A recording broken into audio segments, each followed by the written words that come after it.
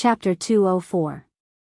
When the two brothers completed their unique emotional communication, Rog finally had the chance to discuss the next battle plan with them.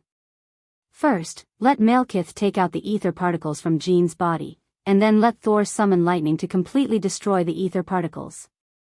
Finally, they would deal with Malekith and the other dark elves to avenge the dead Queen Frigga. The plan was simple and seemed feasible. And with the help of Loki, a master of illusion, it should not be a problem to deceive Malekith. In the eyes of Thor and Loki, this plan was feasible.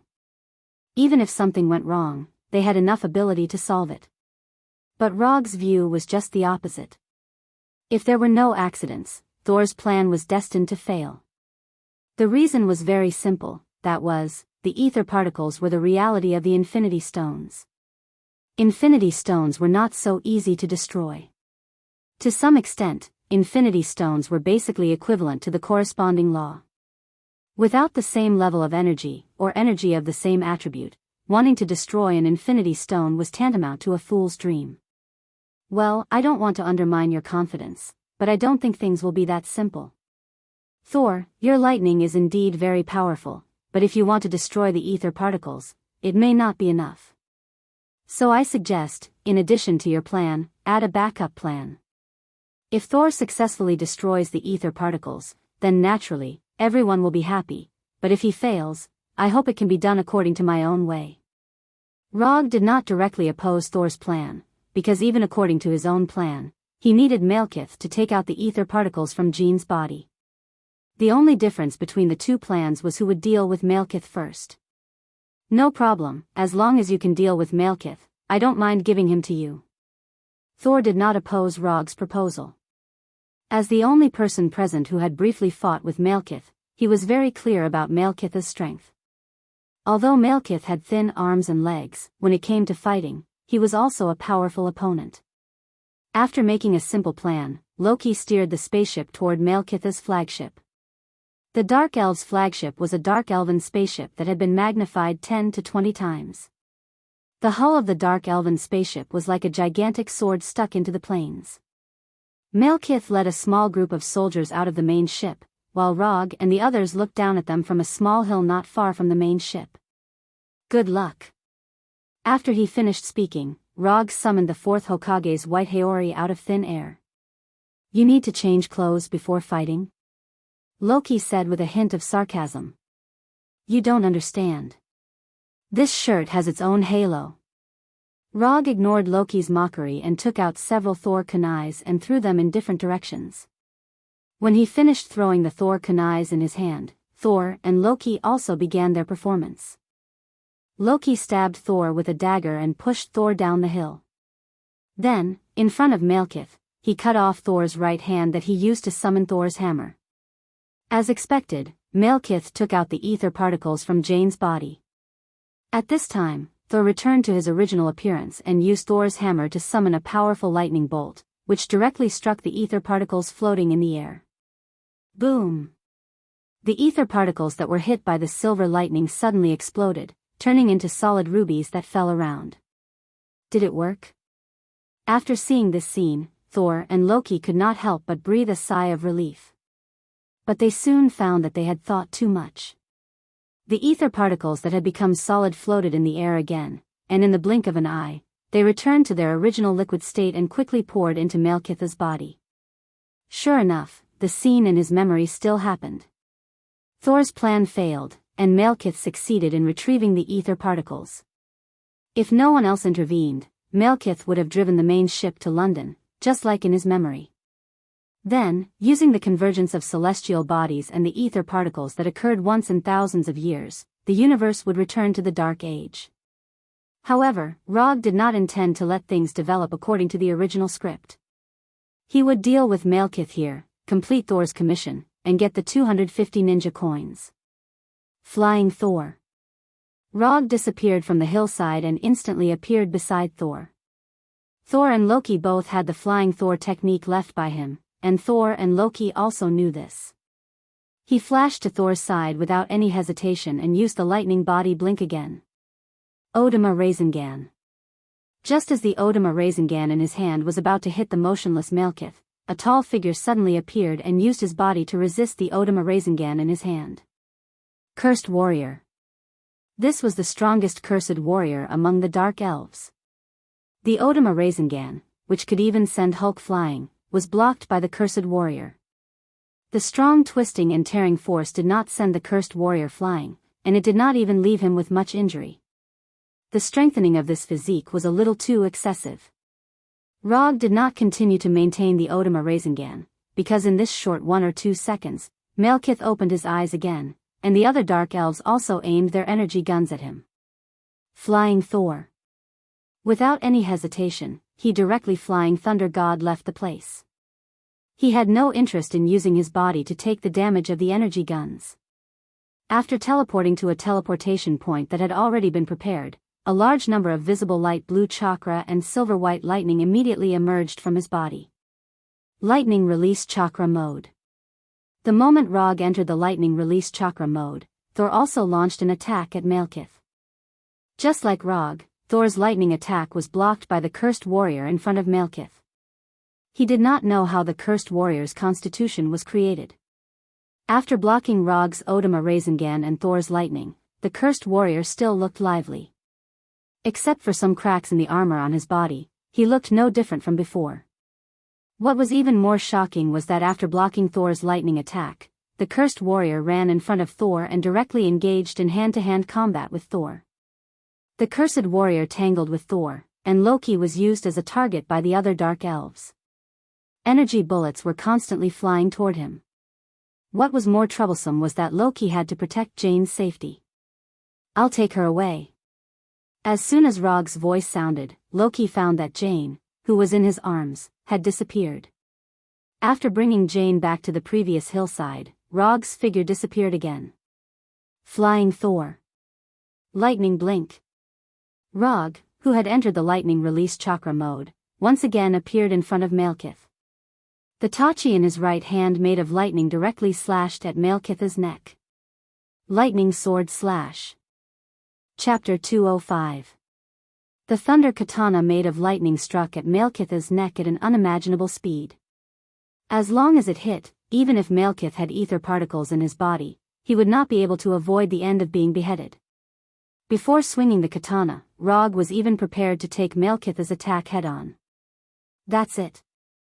The speed of the Thunder Katana exceeded the limit of what the naked eye could capture. Everyone, including Malekith, could only see a silver-white arc passing by in an instant. However, this perfect attack arc stopped in front of Malekith's neck, stopping only a few centimeters away from Malekith's neck. That's impossible. As the attacker, Rog was the first to notice that something was wrong. The Thunder Katana disappeared. No, it didn't disappear. The Thunder Katana made of lightning changed shape in a short moment, turning into a breeze without any offensive ability. Rog hadn't figured out what was going on, when the ether particles from Malekith's body hit him fiercely, sending him flying. Boom! After smashing several boulders in succession, Rog finally got rid of the terrible impact of the ether particles and stabilized his body. Only now did he have time to look at his right hand that was holding the katana. The silver-white Thunder Katana had disappeared without a trace. Everything happened in a short moment, and he didn't even have the chance to feel how the Thunder Katana disappeared. Was this the power of the Gem of Reality? Before the Thunder Katana disappeared, he saw the flash of red light in Malekith's eyes. If it weren't for the Sharingan's terrifying dynamic vision, he wouldn't even notice the appearance of the red light. The strange scene just now was definitely not something that Malekith could do by himself. If he had such power, the Dark Elves would never have fallen to this point. Only the Gem of Reality could make the Thunder Katana disappear in an instant, and only the Gem of Reality had the ability to change reality in an instant. Now, he finally understood why the system gave Malekith a commission reward of up to 250 ninja coins. He originally thought that the reward given by the system this time was too high. But now, it seemed that this reward was not high at all. In fact, it was seriously low. Although the scene just now didn't even last a second, it proved an incomparably important thing. Malekith was no longer the guy in his memory who could only use ether particles as energy shock waves. He could unleash the true power of ether particles, the power that could easily modify reality. In front of this power, all laws of nature and science were useless. There was no longer any boundary between reality and illusion. This was the true power of the reality gem, enough to change the world. How could this be Thor's personal challenge dungeon? This was practically Asgard's world dungeon. Moreover, it was of the highest difficulty. Being able to release the energy of the Infinity Stone and being able to use the power of the Infinity Stone are two completely different things. If it was just releasing energy, even Loki, who was being chased around by the Dark Elf warriors, could do it. With that level of Loki, Rog was sure to win even if he let him use his hands and feet. But if Loki could really use the power of the Mind Gem, even if Rog risked his life, he might not be his opponent. The gap between being able to use it and being able to use it was so big that it made people desperate. This was troublesome, really troublesome. It felt like he originally planned to find a guard with a spear in Asgard's Golden Palace to practice, and then found that the person with the spear was Odin. What was even more troublesome was that Rog found that all the offensive means he was currently good at could not withstand the ability of the ether particles to change reality. Whether it was thunder release or wood release, they would all be changed at the moment of attack. Or become a breeze, or become bubbles, or become air. Not far away, Thor, who was fighting with the cursed warrior, seemed to have noticed the situation on Rog's side. After sending the cursed warrior flying for a short time, he immediately flew to Rog's side. What's wrong? Malekith is more troublesome than we thought. He can change reality. After hearing the words, change reality, Thor's expression turned as ugly as Rog's. As the heir to Asgard's throne, it was impossible for him not to know what this meant. Then what do we do now? Retreat directly?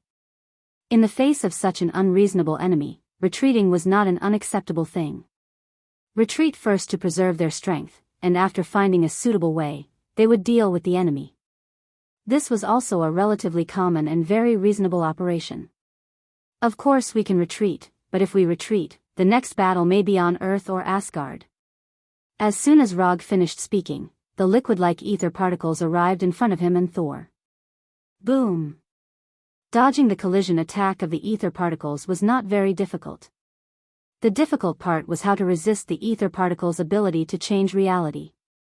As soon as Rog and Thor dodged the first wave of the ether particles, the second wave of attacks followed closely behind, not giving them a chance to breathe. The ether particles attacked the two of them one after another, but one of them could fly, and the other could fly, so it was easy for them to dodge. While dodging the ether particle attack, an idea suddenly came to Rog's mind. Why not let this guy go to Earth? Anyway, there were so many big shots on Earth. He couldn't deal with the ether particles' ability to change reality, but there were always big shots who could. For example, Ancient One, who controlled the Time Stone.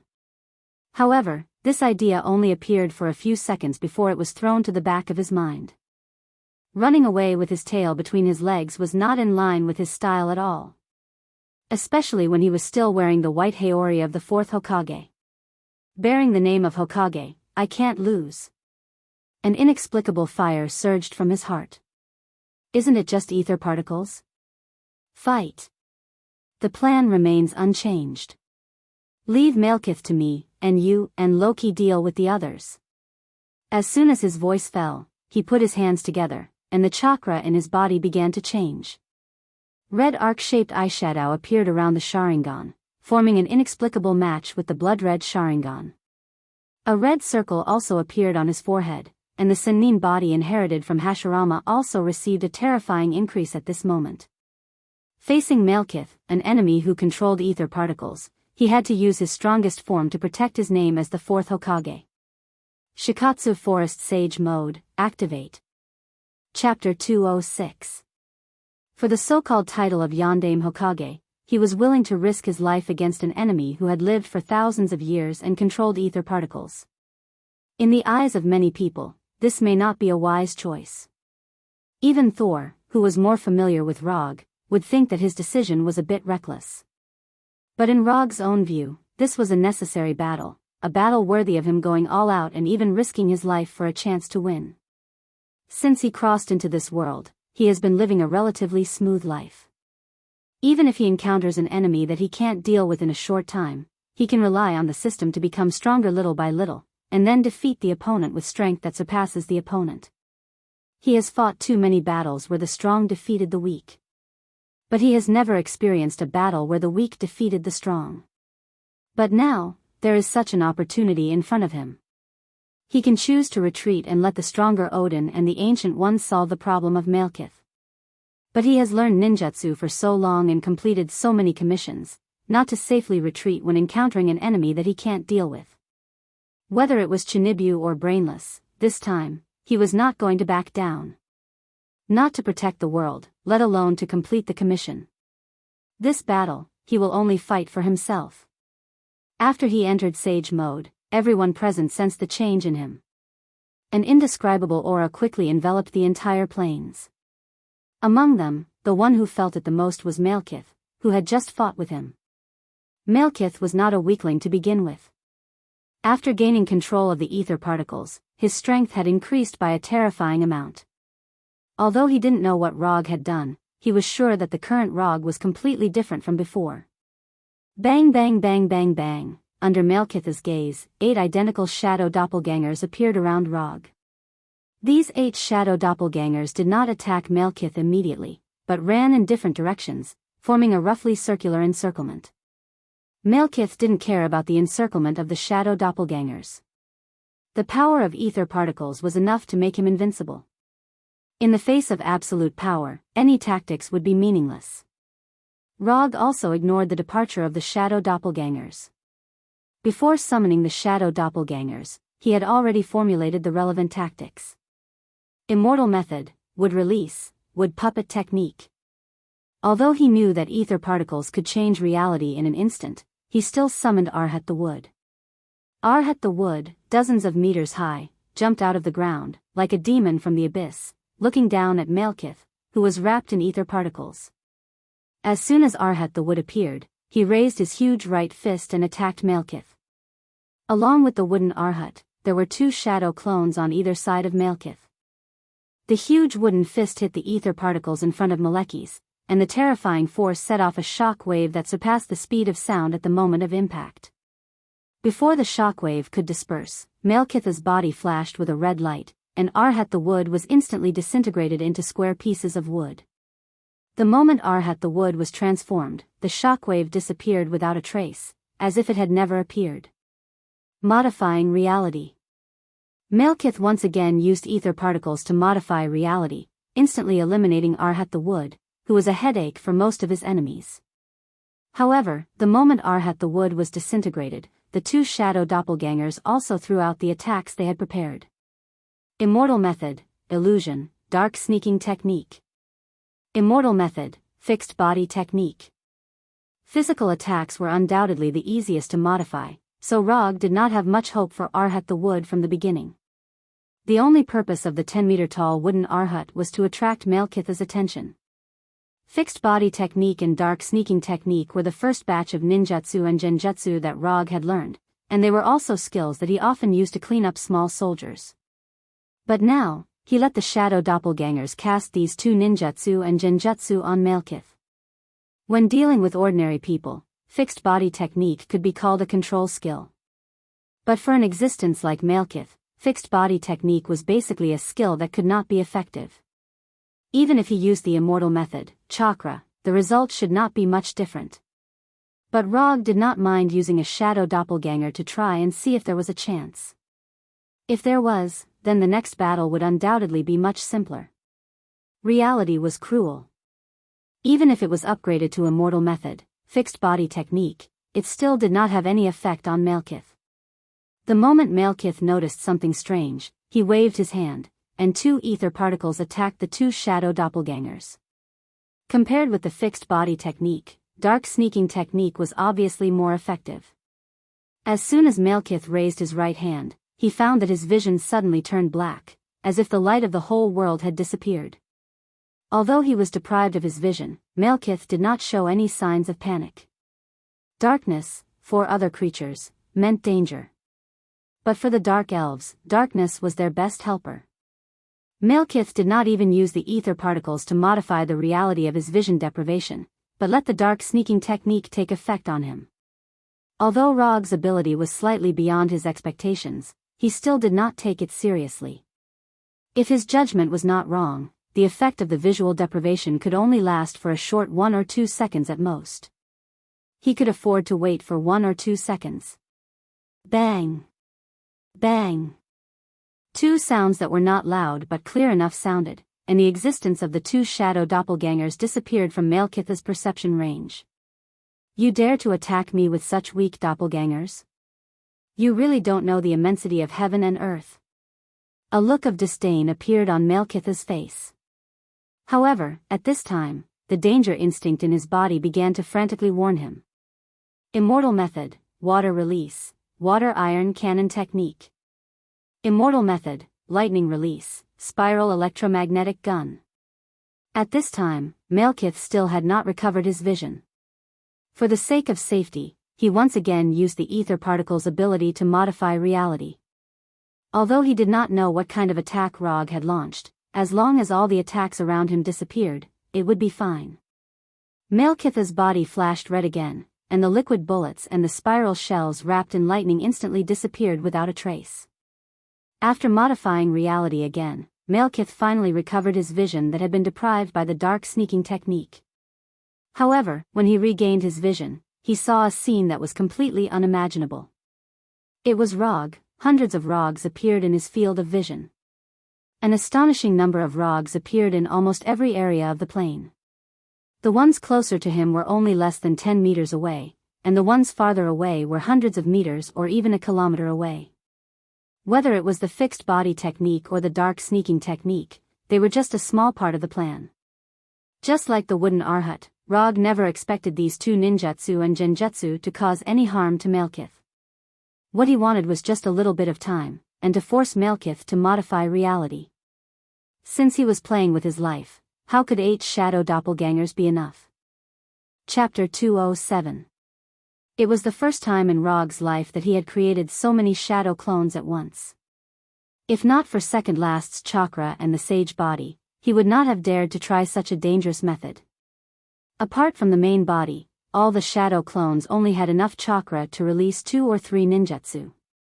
In order to prevent a large number of shadow clones from disappearing at the same time, he deliberately made the shadow clones appear in different positions to avoid being caught in one fell swoop.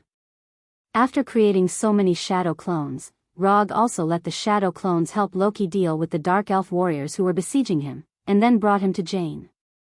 Just watch from here. If you still want to compete with the main body after watching, you can choose the time and place. After bringing Loki to the small hill where Jane was, the shadow clones left again with the flying thunder god, leaving behind a displeased Loki. This guy is really looking down on me more and more. Although he thought so, Loki really did not dare to do anything to Rog now. He could only complain silently in his heart. As for the battle between Thor and the cursed warriors, Rog did not let the shadow clones intervene. Instead, he directly let Thor handle it. Although the cursed warriors were a little difficult to deal with, as long as Thor was serious, the final winner would definitely be him. Malekith did not expect that Rog would create such a big scene when he was only deprived of his vision for 1 or 2 seconds. What was more troublesome was that he could not tell which was Rog's main body now. After a short fight just now, Malekith could already be sure that the shadow clones did not have a strong ability to resist attacks. As long as they were hit, even if they were hit by a strong attack, the shadow clones would turn into smoke and disappear. Therefore, even if there were a little more shadow clones now, he did not take it too seriously. No matter how many there were, they had to be able to hit him first. Malekith took a deep breath, and a strange red light began to envelop his body. The fluid ether particles also wrapped around him like a whirlwind. Since you want to play, then I'll play with you. Malekith did not stand still and wait for Rog to attack like before. Instead, he took the initiative to attack the shadow doppelganger. The king of dark elves was going all out. In the face of Malekith's attack, the shadow clone did not have any intention of retreating or dodging. It also attacked Malekith. At the same time, one ninjutsu was released by the shadow clone. Immortal Technique, Lightning Palm, Immortal Technique, Thousand Birds, Immortal Technique, Thousand Birds Sharp Spear, Sage Art, Rasengan, Sage Art, Odama Rasengan, Sage Art, Great Forest Jutsu. Every shadow clone that attacked Malekith used ninjutsu, while the second echelon of shadow clones all used genjutsu. These genjutsu may be the Dark Walk Jutsu that just took effect, or it may be the Sharingan genjutsu developed by Rogue himself. The shadow clones of the second echelon did not care whether these illusions would work or not. Anyway, their goal was to throw all the illusions at Malekith. With the ether particles, the possibility of these ninjutsu and genjutsu hitting Malekith was not high. Even if any of the shadow clones' attacks broke through the outermost layer of ether particles, Malekith would modify reality in time and turn all the attacks into nothingness. Turning ninjutsu into nothingness, turning shadow clones into nothingness. With the ability of ether particles to modify reality, Malekith consumed the number of shadow clones at a terrifying speed. 20, 50, 100, 150. The disappearing shadow clones constantly fed back memories and feelings to the main body, and a large amount of information quickly filled his mind, crazily squeezing the mental endurance of the main body. Rogue himself did not participate in the attack, but sat on a hillside 1 kilometer away from Malekith with his eyes closed. Chakra perception was at the limit at this time, and sweat constantly appeared on his forehead. The position of the shadow clone, the position of the attack, the time of disappearance, the distance of movement, the time of attack. Through chakra perception, he could clearly feel everything that was happening on the battlefield. Combined with the information fed back by the shadow clones, a completely digitized model of the battlefield appeared in his mind. As the shadow clones continued to attack and disappear, he obtained more and more information, and Malekith's combat model became clearer and clearer.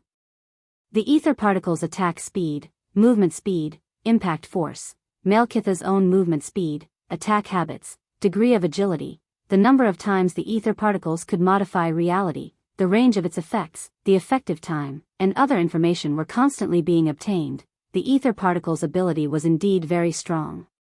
If there was a sufficient supply of energy, the ether particles could even extend the scope of modifying reality to the entire universe. But this was the ability of the ether particles, not Malekith's ability. Malekith's own strength was also very good, but after all, he was not the ether particles themselves, and there was a limit to his power. What Rogue needed to do now was to let Malekith reach that limit as soon as possible and squeeze out all of Malekith's power. Can't you control the ether particles to modify reality? Don't you want to use the ether particles to return the entire universe to the Dark Ages? Then I'd like to see if you, who have no power, can still control the ether particles, and if you can still fulfill your dream of changing the universe. As time passed, Malekith also noticed that something was wrong and saw Rogue's real purpose clearly. But he could not stop his attacks. Even if he stopped attacking, the shadow clones would not give up attacking. Rogue made it clear that he wanted to use the shadow clones to consume his power. This was not a conspiracy, but an open and above-board scheme. This was a gamble that used one's own strength as a bargaining chip. If you want to win, sure, but only if you have the strength. Rogue indeed could not deal with the ether particle's ability to modify reality, but he could deal with the person who made use of this bug. Lightning and flames kept appearing, wooden golems and wooden dragons took turns to attack, liquid bullets and electromagnetic cannonballs came one after another, light blue Rasengan and light gold chakra chains kept appearing endlessly. Some of the shadow clones even directly used Chidori and Thundercloak to protect themselves and rushed straight toward Malekith. The body flicker and thunder body flicker allowed the shadow clones to appear in all directions like ghosts. The combination of Flying Thor's second stage and body substitution also made these shadow clones as slippery as loaches and difficult to lock onto. After the initial large number of casualties, the remaining shadow clones became more and more cunning and difficult to deal with. The red light on Malekith's body also changed from appearing once in a while to lasting for a long time. The reality of being attacked was constantly modified and dissolved. Chapter 208. The battle between Rogue and Malekith was still going on. Loki, who was watching from the side, was playing with the dagger in his hand out of boredom. In the beginning, he was still surprised by the strength displayed by Rog. But as time passed, his emotions gradually transitioned from surprise to calmness, and then from calmness to boredom. Not to mention those dazzling lightning bolts and flames. He had seen Wood Arhut and Wood Dragon dozens of times. Wood Arhut appeared, then Wood Arhut disappeared. Wood Dragon appeared, then Wood Dragon disappeared. Rog and Malekith seemed to be working together to put on a magnificent play, constantly repeating the two scenes of appearing and disappearing. The battle between Rog and Malekith fell into a short stalemate, while the battle between Thor and the cursed warrior came to an end. You give me a hammer, I give you a punch. You give me a lightning bolt, I give you a black hole grenade. At this time, they were both trying to find an opportunity to end the battle, and their fighting style was becoming more and more violent. Rog could sense the battle between Thor and the cursed warrior, but he did not pay attention to it at all. He did not even plan to send a shadow clone to help. Under the constant attacks of hundreds and thousands of shadow clones, Malekith was forced to the point where he had no choice but to passively modify reality. For him and Malekith, whoever could not hold on first would be the ultimate loser of this battle. Relying on the defense of the ether particles and the ability to modify reality, Malekith did not let any of the attacks hit him. But constantly using the ether particles to modify reality was also rapidly consuming his strength. Although the ether particles were not as powerful as the power gem, it was still quite a burden to use.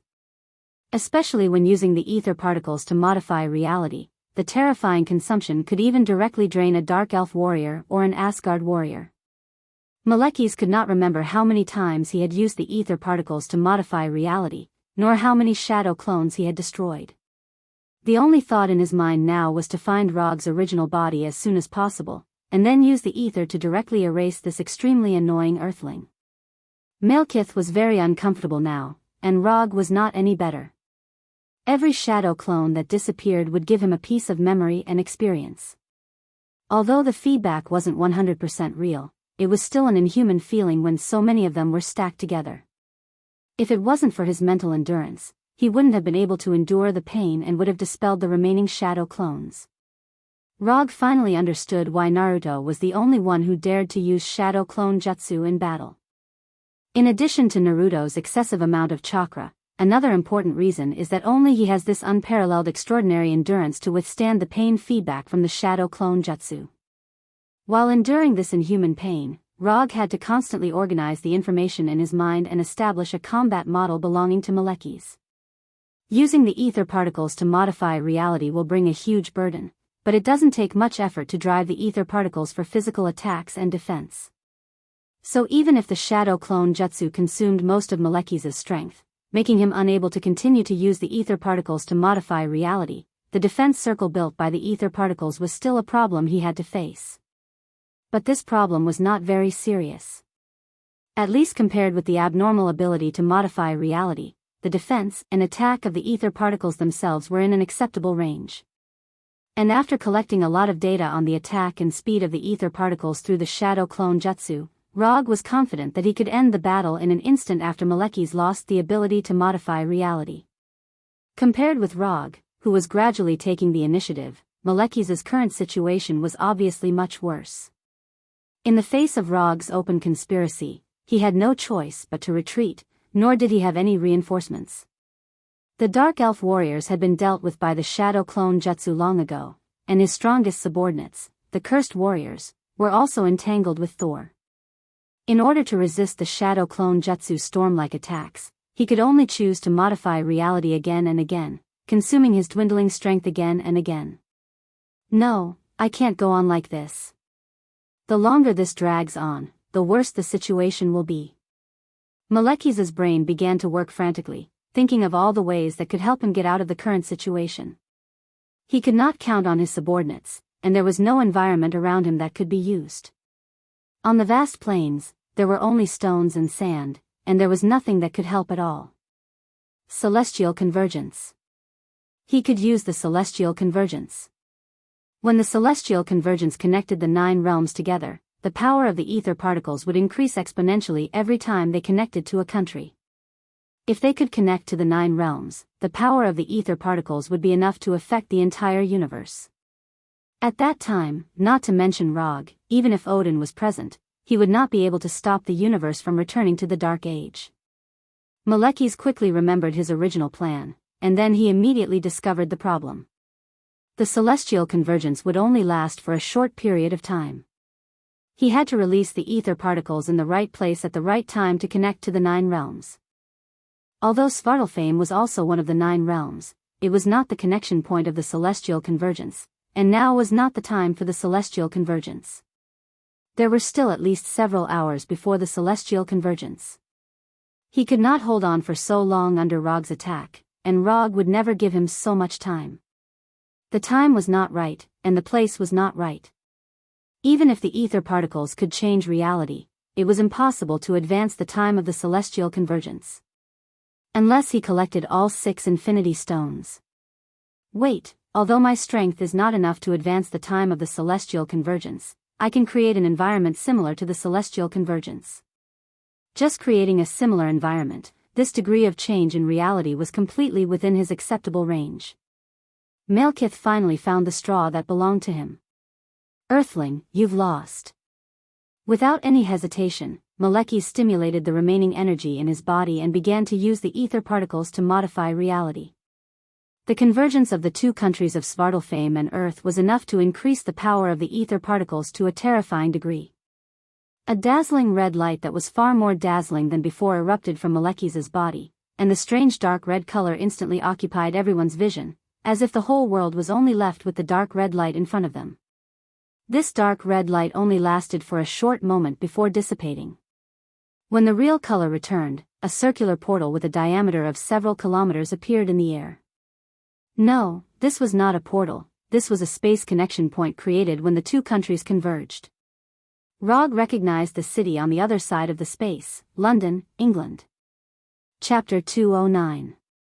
Looking up at London on the other side of the space, Rog suddenly laughed, a little happy and a little surprised. Malekith's operation was indeed beyond his expectations.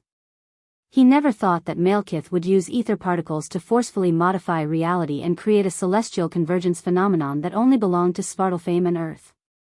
You're really a genius. Rog had thought that the battle between him and Malekith would continue for a while. But now, it seemed that it would not be long before this battle came to an end. When the celestial convergence phenomenon between Svartalfheim and Earth occurred, Malekith could clearly feel the changes in the ether particles. Under the influence of the celestial convergence, the ether particles became extremely active. Under Malekith's control, the liquid ether particles stretched out like dark red tentacles toward the space channel in the air. As long as the ether particles were connected to Earth through the space channel, the power of the ether particles would increase exponentially. The celestial convergence would not last long, but even if it was only for a few seconds, it would be enough for him to completely eliminate Rog. Rog did not stop Malekith's plan to use the ether particles to connect the 2 countries.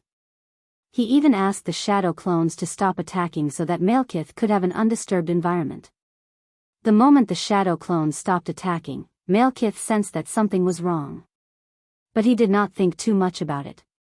Instead, he controlled the ether particles to surge toward London. Rog took the initiative to remove most of the shadow clones, leaving only the 4 closest to Thor, Loki, and the others. Then, under his signal, 3 shadow clones took away Thor, Loki, and the other 2.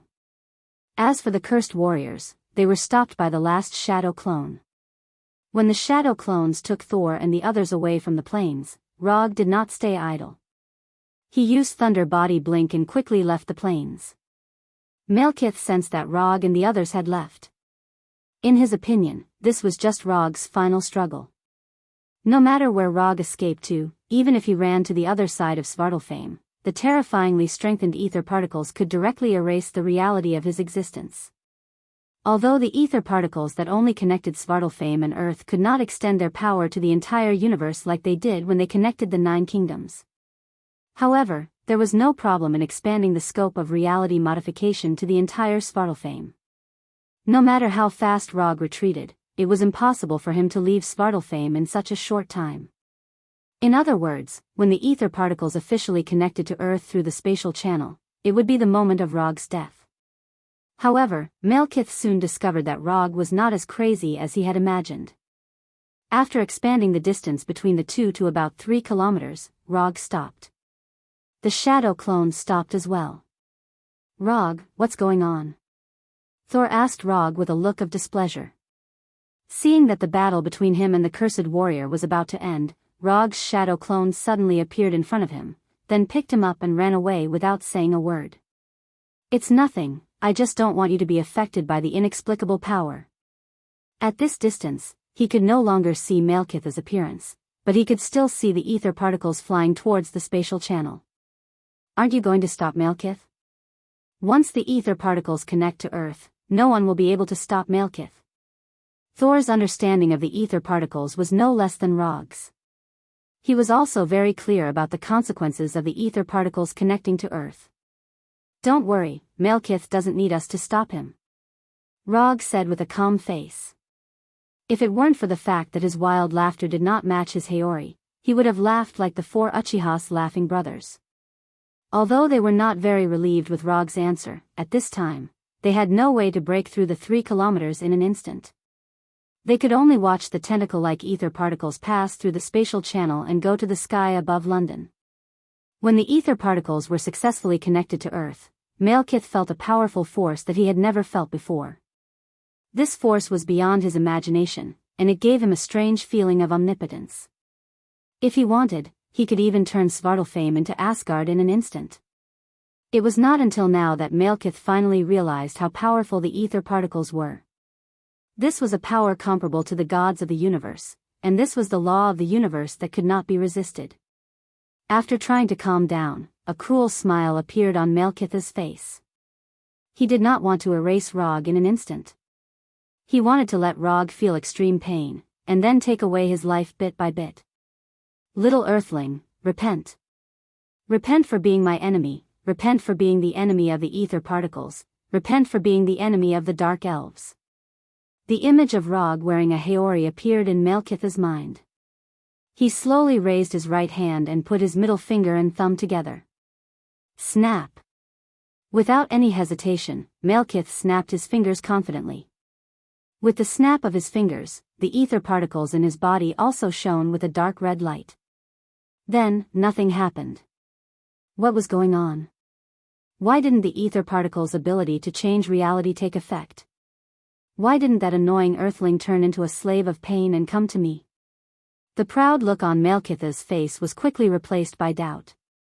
Unwilling to give up, he snapped his fingers a few more times and continued to urge the ether particles. But the result was no different. Rog, who was 3 kilometers away, did not suffer any changes. The ether particles seemed to have completely lost the ability to change reality. This was impossible. This was absolutely impossible. How could the ether particles fail? This was an infinity stone that was born with the universe. Malekith's mind was full of doubts. At this time, he finally remembered a reality that he had ignored. Why did the 9 great nations have such a cosmic wonder as the convergence of celestial bodies? It was not because the 9 great nations had not met for a long time, so everyone made an appointment to form a straight line and say hello to each other. This was a natural phenomenon caused by the mutual influence of the 9 great nations. This was the same as the moon revolving around the earth and the earth revolving around the sun. It was a natural law caused by the mutual influence of the 3 planets. Malekith used the ether particles to forcefully change reality and create a space channel between Svartalfheim and the Earth that would only be created when the celestial bodies of the 9 great nations converged. His behavior was like pushing the first domino, causing a series of complex and powerful chain reactions between the 9 great nations. Rog did not need to stop Malekith, because the 9 great nations would tell Malekith what it meant to not offend the heavens. Chapter 2:10. You did not modify the reality of Svartalfheim and Earth. You are fighting against the 9 great worlds with your own strength. If possible, Rog would like to say this to Malekith. However, judging from the current situation, Malekith would have to deal with the backlash from the 9 great worlds before he had the chance to hear this. Malekith, who realized something, slowly raised his head and looked at the space channel in the sky that connected Svartalfheim and Earth. Then, he swallowed uncontrollably. The originally circular space channel was constantly changing shape, and the ether particles that had entered the sky above London were forcibly expelled by an invisible force. Cracks that looked like glass appeared in the stable space channel. Through these cracks, one could see the black hole that was as deep as ink. Space was compressed, gravity changed, and the power of the 9 great worlds began to forcibly repair the reality that had been modified by the ether particles. As the cause of all this, Malekith felt the endless erosion of energy from all directions. With Malekith as the center, the reality around him began to shatter. The liquid-like ether particles were also rapidly compressed by this powerful and irresistible force.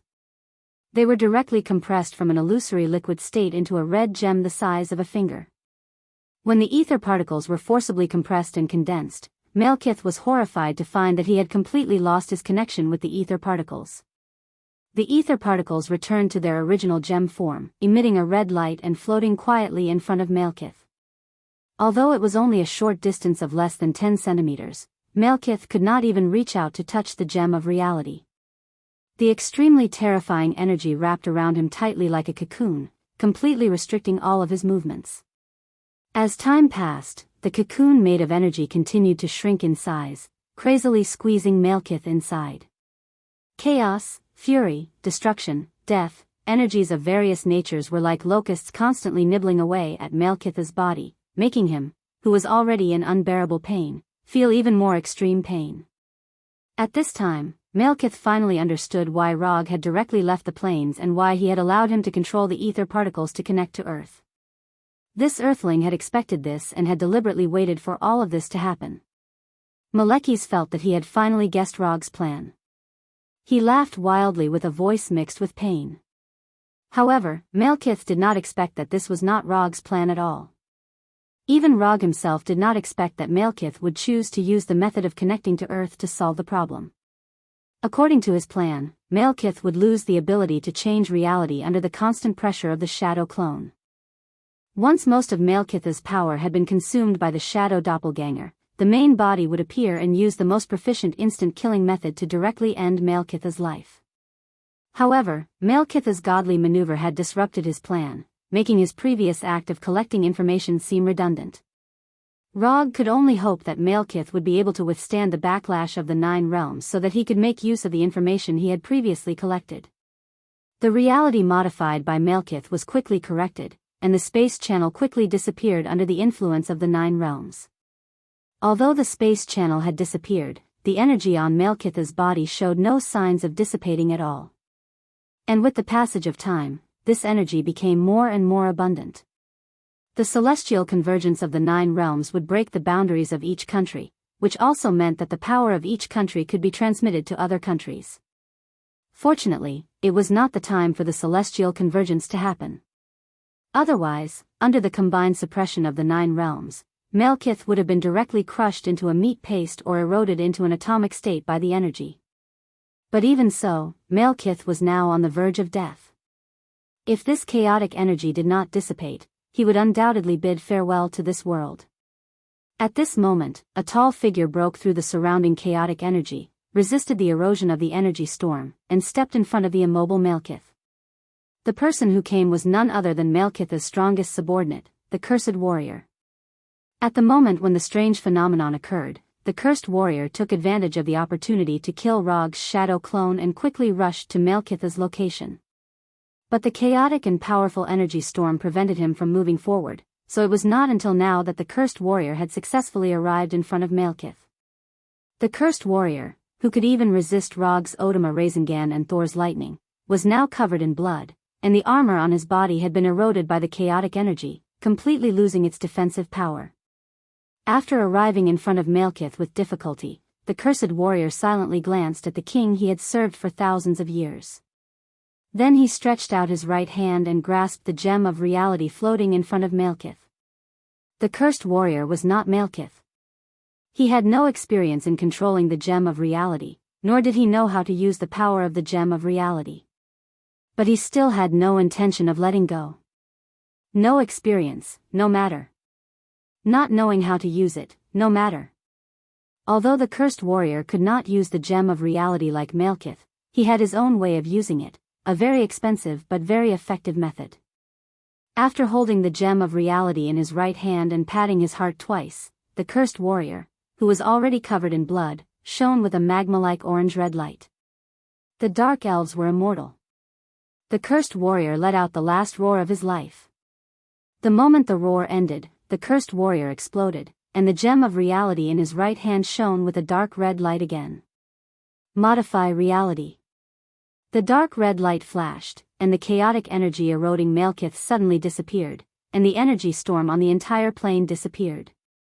The chaotic energy disappeared, the Dark Elves' flagship disappeared, and the cursed warrior also disappeared. Malekith knelt on the ground weakly, gasping for breath. The gem of reality floated quietly in the air. The gem of reality had once again modified reality, and the energy backlash brought by the 9 realms was over. It was over, everything was over. Malekith stood up again and looked at the gem of reality, which was less than a meter away from him. As long as he raised his hand, he could take the gem of reality into his hand at any time. However, he did not reach out his hand, and just stood there silently. Earthling, you win. As soon as Malekith's voice fell, Rog's figure appeared in front of him. Together with Rog, there was a thunder katana completely composed of lightning. Thunder katana slash. This time, the thunder katana slash did not miss, and it did not disappear. It drew a beautiful silver arc and directly slashed across Malekith's neck. At the end of the arc, the katana disappeared, and Malekith's head was separated from his body. Chapter 2:11. It started with the thunder sword draw and ended with the thunder sword draw. When Malekith's head flew into the air, the outcome of the battle between him and Log was finally decided. Although he defeated Malekith, Rog did not feel the thrill of defeating a strong enemy. The existence of the gem of reality made Malekith extremely difficult to deal with. But it was also because of the gem of reality that Malekith suffered from the energy backlash of the 9 realms, which eventually led to his defeat and death. Rog removed the thunder tachi in his right hand and turned to hold the floating gem of reality. His mood was as calm as water. Not long after, Thor and the other 2 came to Rog's side and looked at Malekith, who had completely lost his life, with a complicated expression. Just as Loki was about to say something, a gorgeous beam of light fell from the sky and landed directly near them. The teleportation beam of Bifrost. In the colorful beam of light, several Asgard warriors in golden armor walked out. His Majesty wants to see you. The Asgard warrior who walked in front said expressionlessly. Let's go. It's time for us to go back. Looking back at Malekith, who had completely lost his life, Thor took Jane and walked into the teleportation beam of Bifrost. Although there were still some loose ends that had not been dealt with, such as the Dark Elves' main ship that was still stuck in the plains. However, since Odin had sent people over, Rog and the others naturally did not need to deal with these loose ends personally. Through the Bifrost, Rog and the others quickly returned to Asgard, and then under the leadership of the palace guards, or rather under escort, they came to the more severely damaged Golden Palace Hall.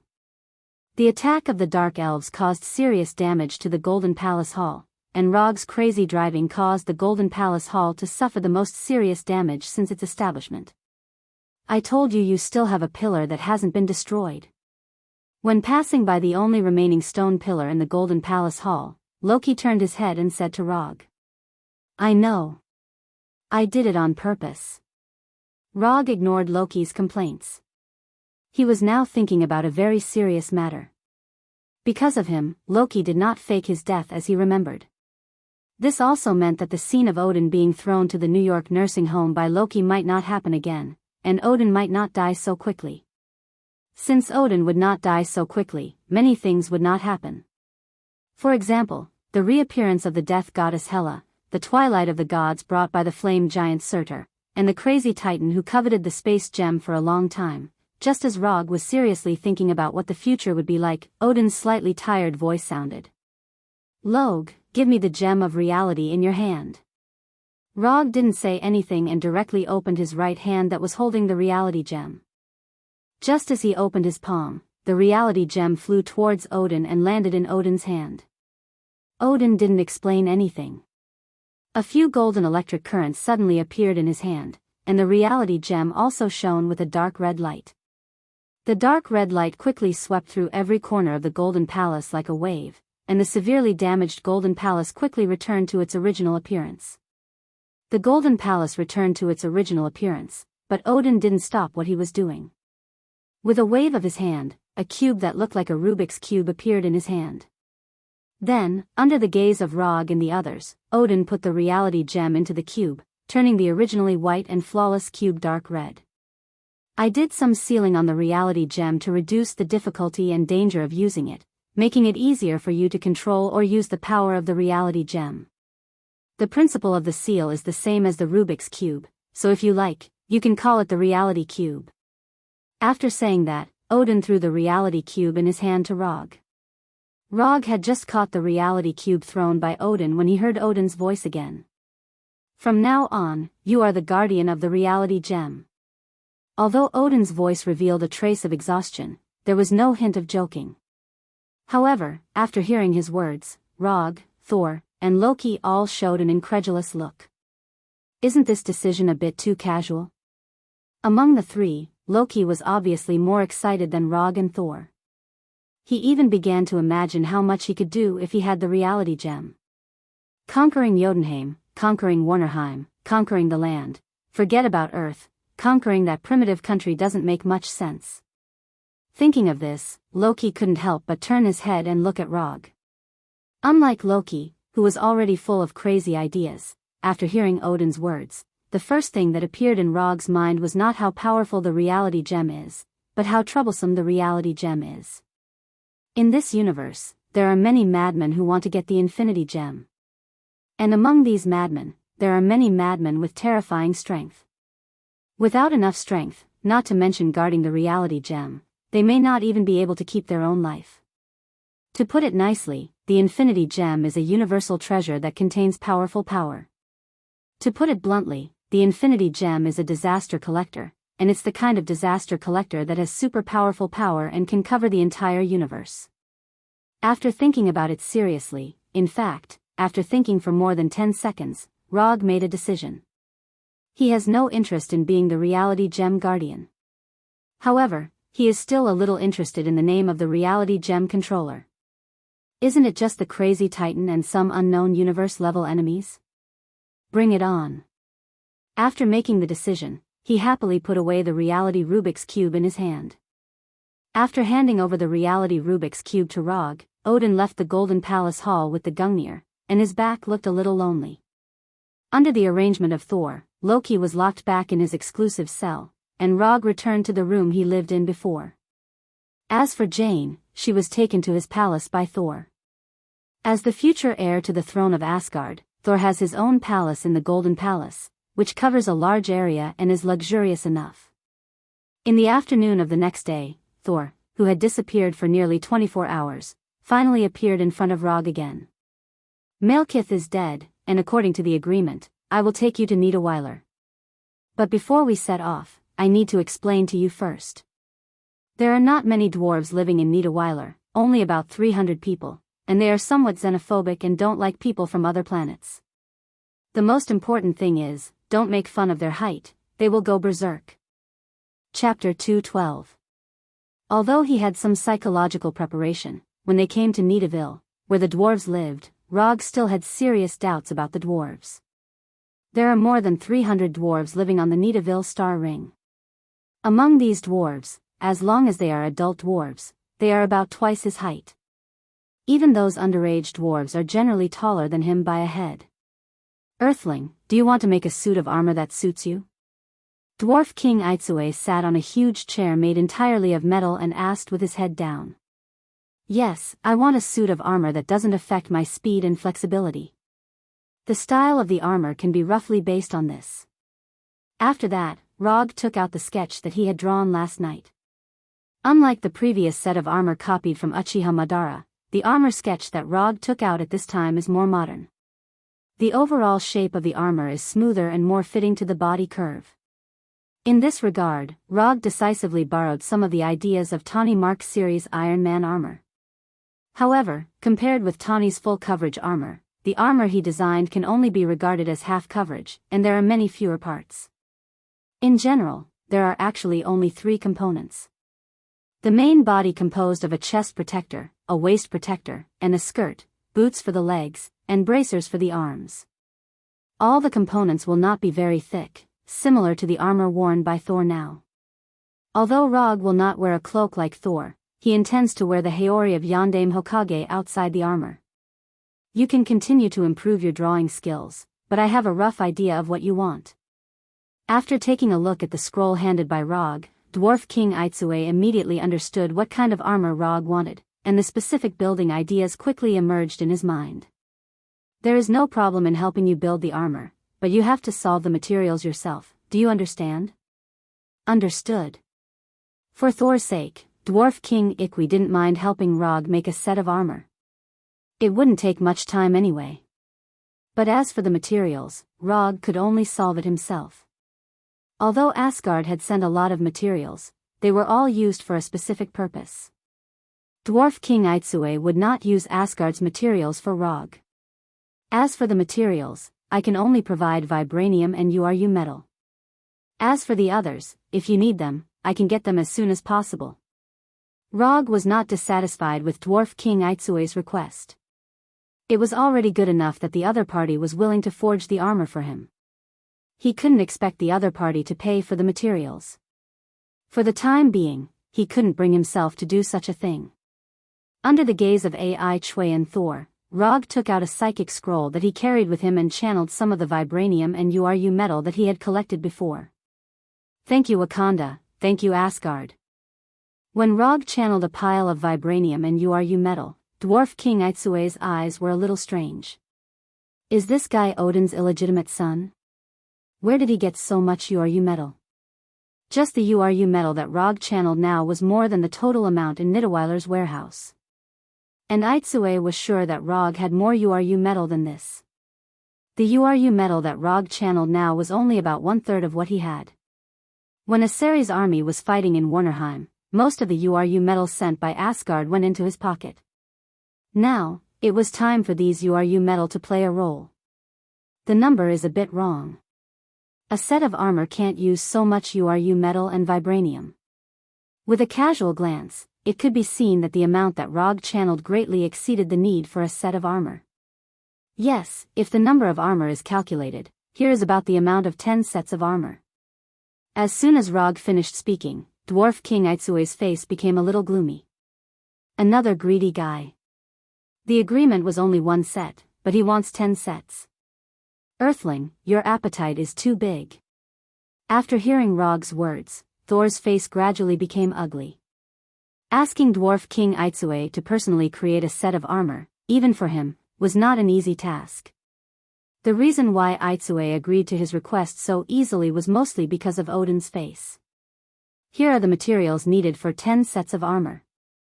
Except for the original set, I am willing to give 5 sets of the remaining 9 sets of materials to Nidavel. As for the remaining 4 sets of materials, I hope King Aitsue can help me make a revolver. After that, Rog took out his other weapon design sketch.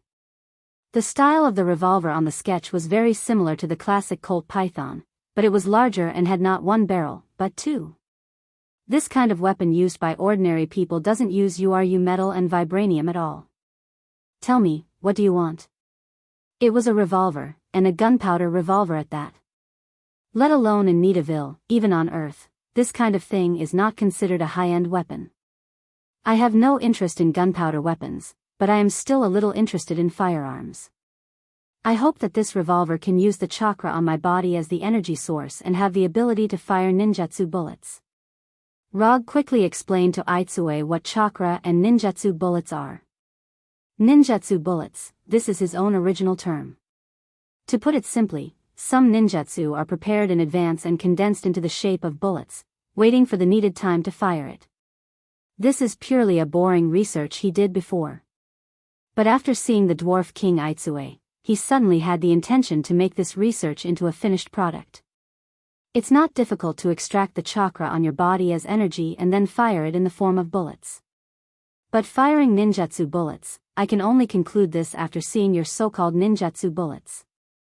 Aitsue originally labeled Rog as greedy, but after hearing about chakra and ninjutsu bullets, he became interested in Rog again. I made a few bullets before, you can take a look. This is a Rasengan bullet, this is a Grand Flame Annihilation bullet, this is a Chidori bullet. Not all ninjutsu can be made into ninjutsu bullets, after all, this is just a small research he did on a whim before. After hitting the target, the ninjutsu and the bullet will be automatically released, you can experience it. Under Rog's signal, Aitsue threw the Rasengan bullet that was too small for him. The Rasengan bullet hit an iron pillar more than 10 meters away. At the moment when the bullet burst, a light blue Rasengan appeared at the position where the bullet hit, madly twisting and hitting the huge iron pillar. Chapter 213. Boom! The iron pillar, which was as thick as Rog's body, showed a terrible curve under the constant impact of Rasengan, and then collapsed. Interesting. Looking at the remaining 2 ninjutsu bullets in his hand, Dwarf King Aitsue showed a curious look. Whether it was the chakra that Rog just said or the ninjutsu bullets, they were all things that he had never seen before. After a few seconds of silence, Aitsue threw the Grand Fire Annihilation bullet and Chidori bullet to the left and right sides respectively. The sea of fire and lightning appeared at the same time. On one side was the damage caused by the amazing high temperature, and on the other side was the single damage caused by the terrifying electric current. When the flames and lightning dissipated, Dwarf King Aitsue said again, I can help you build the revolver you want. If you have any other requests, you may as well say them all together. If possible, I hope you can enchant the revolver so that it can respond to the master's call like Thor's hammer. Rog will not use this revolver as his main weapon, so he does not have many requirements for the revolver's enchantment effect. No problem. Although enchantment of weapons will increase the difficulty of manufacturing, it is not difficult for Dwarf King Aitsue. After getting an affirmative reply from Aitsue, Rog finally breathed a sigh of relief. Although he gave enough reward, but for an existence like Aitsue, the materials he gave may not be able to move Aitsue. As the Dwarf King, Aitsue has seen all kinds of scenes. Not to mention vibranium and URU metal, he has seen a lot of other rarer and more precious metals. What really moved him was not the materials given by Rog, but the ninjutsu bullets. This kind of ninjutsu bullet, which has never appeared before, is a good new weapon idea for Aitsue. After Rog and Aitsue reached a cooperation, Thor left Nidavellir and returned to Asgard alone. As for Rog, he was left by Aitsue to participate in the manufacturing of armor and revolver. Rog had no opinion about Aitsue's arrangement, and he was even a little happy and excited. Nidavellir, this was an existence with an extremely high reputation in the entire universe. As long as it was a weapon or equipment from Nidavellir, it could be sold for an unimaginably high price on any planet. The products of the dwarves must be the best. However, what Rog didn't expect was that he would stay in Nidavellir for more than 3 months. In the past 3 months, Aitsue had been repeating the process of forging pistols, melting them, forging them again, and melting them again. In Aitsue's own words, the pistol was still lacking. In order to cooperate with Aitsue's OCD, Rog also constantly developed various types of ninjutsu bullets and provided them to Aitsue for a series of tests. After Aitsue broke the mold for the nth time, Rog finally got the revolver that he wanted. This revolver, named Calamity by Atri, was a little bigger than an ordinary revolver and was silver-white in color. The whole gun was about 30 centimeters long and had a capacity of 6 bullets. The 2 barrels arranged side by side can fire 2 bullets at a time. There were 3 firing modes. The first was ordinary shooting, which directly extracted chakra as bullets. It didn't need to be loaded. The power was average, and the firing speed was fast. The second was ninjutsu shooting. As the name suggests, it fired the ninjutsu bullets in the magazine to kill the enemy with ninjutsu effect. The third was fatal shooting. It was similar to ordinary shooting, but it required more chakra. The chakra bullets fired were more powerful. For enemies who didn't specialize in defense, it could be fatal. URU metal could be perfectly fused with chakra, and vibranium also made the pistols super strong. The enchantment effect responded to the summon, allowing him to summon the Calamity at any time. After a few test shots, Rog became more and more satisfied with the Calamity pistol. It was worthy of being a weapon made by Dwarf King Atri. It was perfect.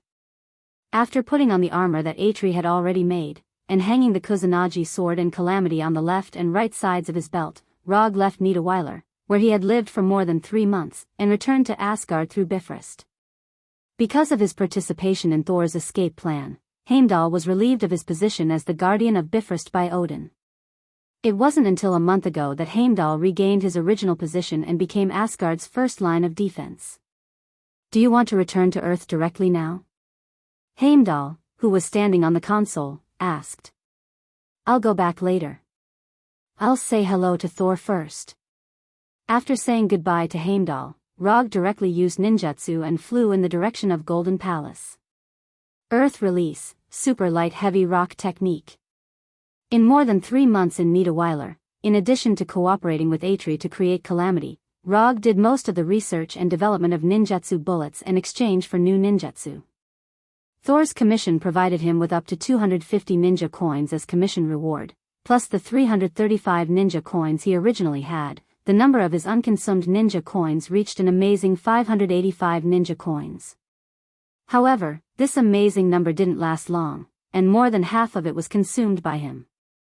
Super light heavy rock technique was one of the ninjutsu he exchanged during the development of ninjutsu bullets.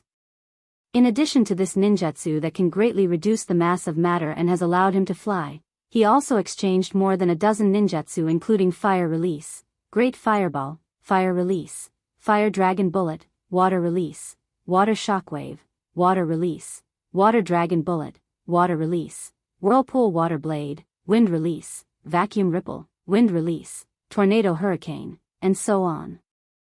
This series of ninjutsu exchanges also reduced his unconsumed ninja coins directly to 255. Although the consumption of ninja coins was a bit high, the harvest was obvious. After further improving his ninjutsu list, he always had the intention to find an enemy to practice his ninjutsu. However, this wish of his could only be realized after he returned to Earth. After using super light heavy rock technique to quickly fly to Golden Palace, Rog found Thor, who he hadn't seen for more than 3 months. When Rog saw Thor again, Thor was dealing with piles of documents that were tens of centimeters high in the council hall in Golden Palace. Jane only stayed in Asgard for less than a week before returning to Earth. Thor planned to go to Earth with Jane, but Odin gave him a new task, a long and boring task. Odin no longer dealt with the specific government affairs of Asgard at this time. Everything was handed over to Thor. I'm going back to Earth. If you need any help in the future, you can contact me through Shadow Clone Technique. After that, Rog took out a Shadow Clone Technique scroll and handed it to Thor. After you go back, help take care of Jane. Her research may attract some malicious eyes. No problem. Chapter 214. Thor told Jane the astronomical knowledge that did not belong to the Earth, so Jane is now one of the top astronomers on the Earth, and she is also the kind of astronomer who has a certain understanding of alien civilizations. Although the Earth has not yet reached the level of an interstellar civilization, there are many people interested in the Sea of Stars. There are some fanatics among them.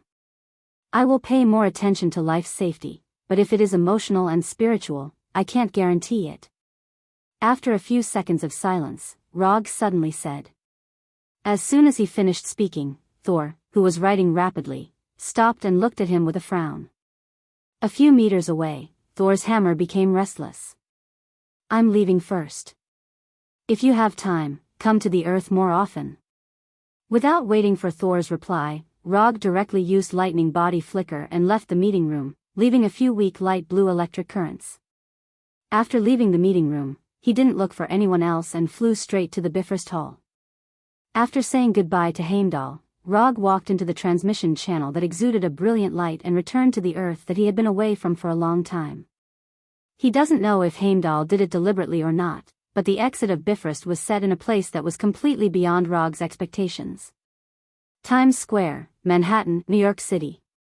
When Roger walked out of the dazzling teleportation beam, he saw a dense crowd of people, as well as the surrounding people who were holding up their phones.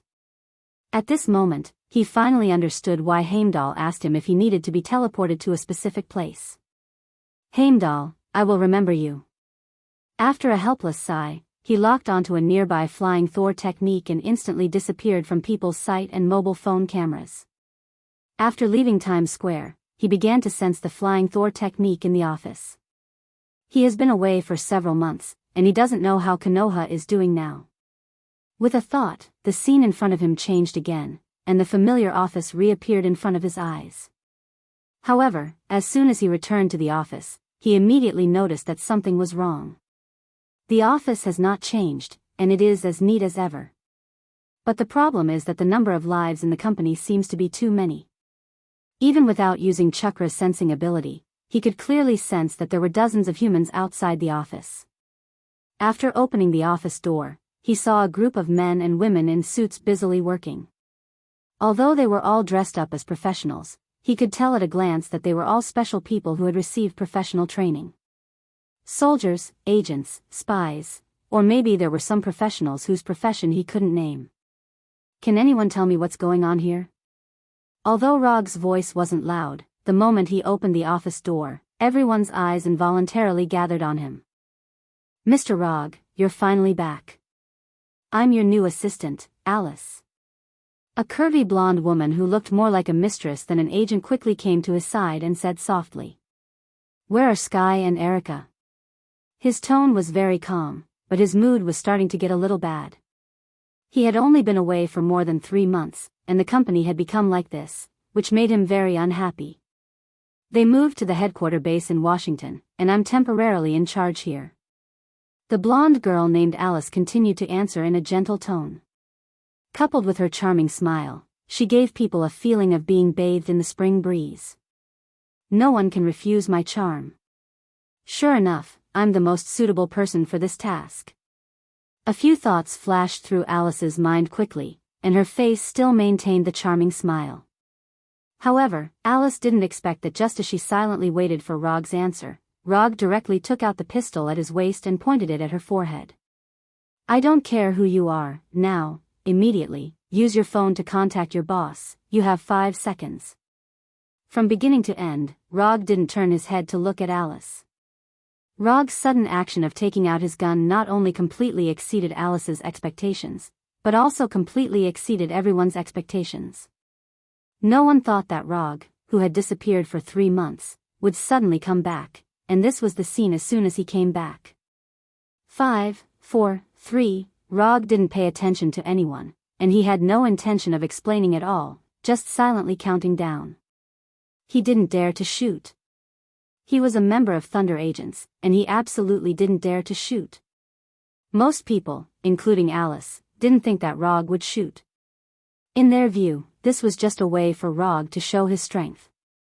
However, in addition to these people, there were a small number of people who were eager for Rog to shoot at this time, and they even secretly took out small camera equipment and pointed the camera at him.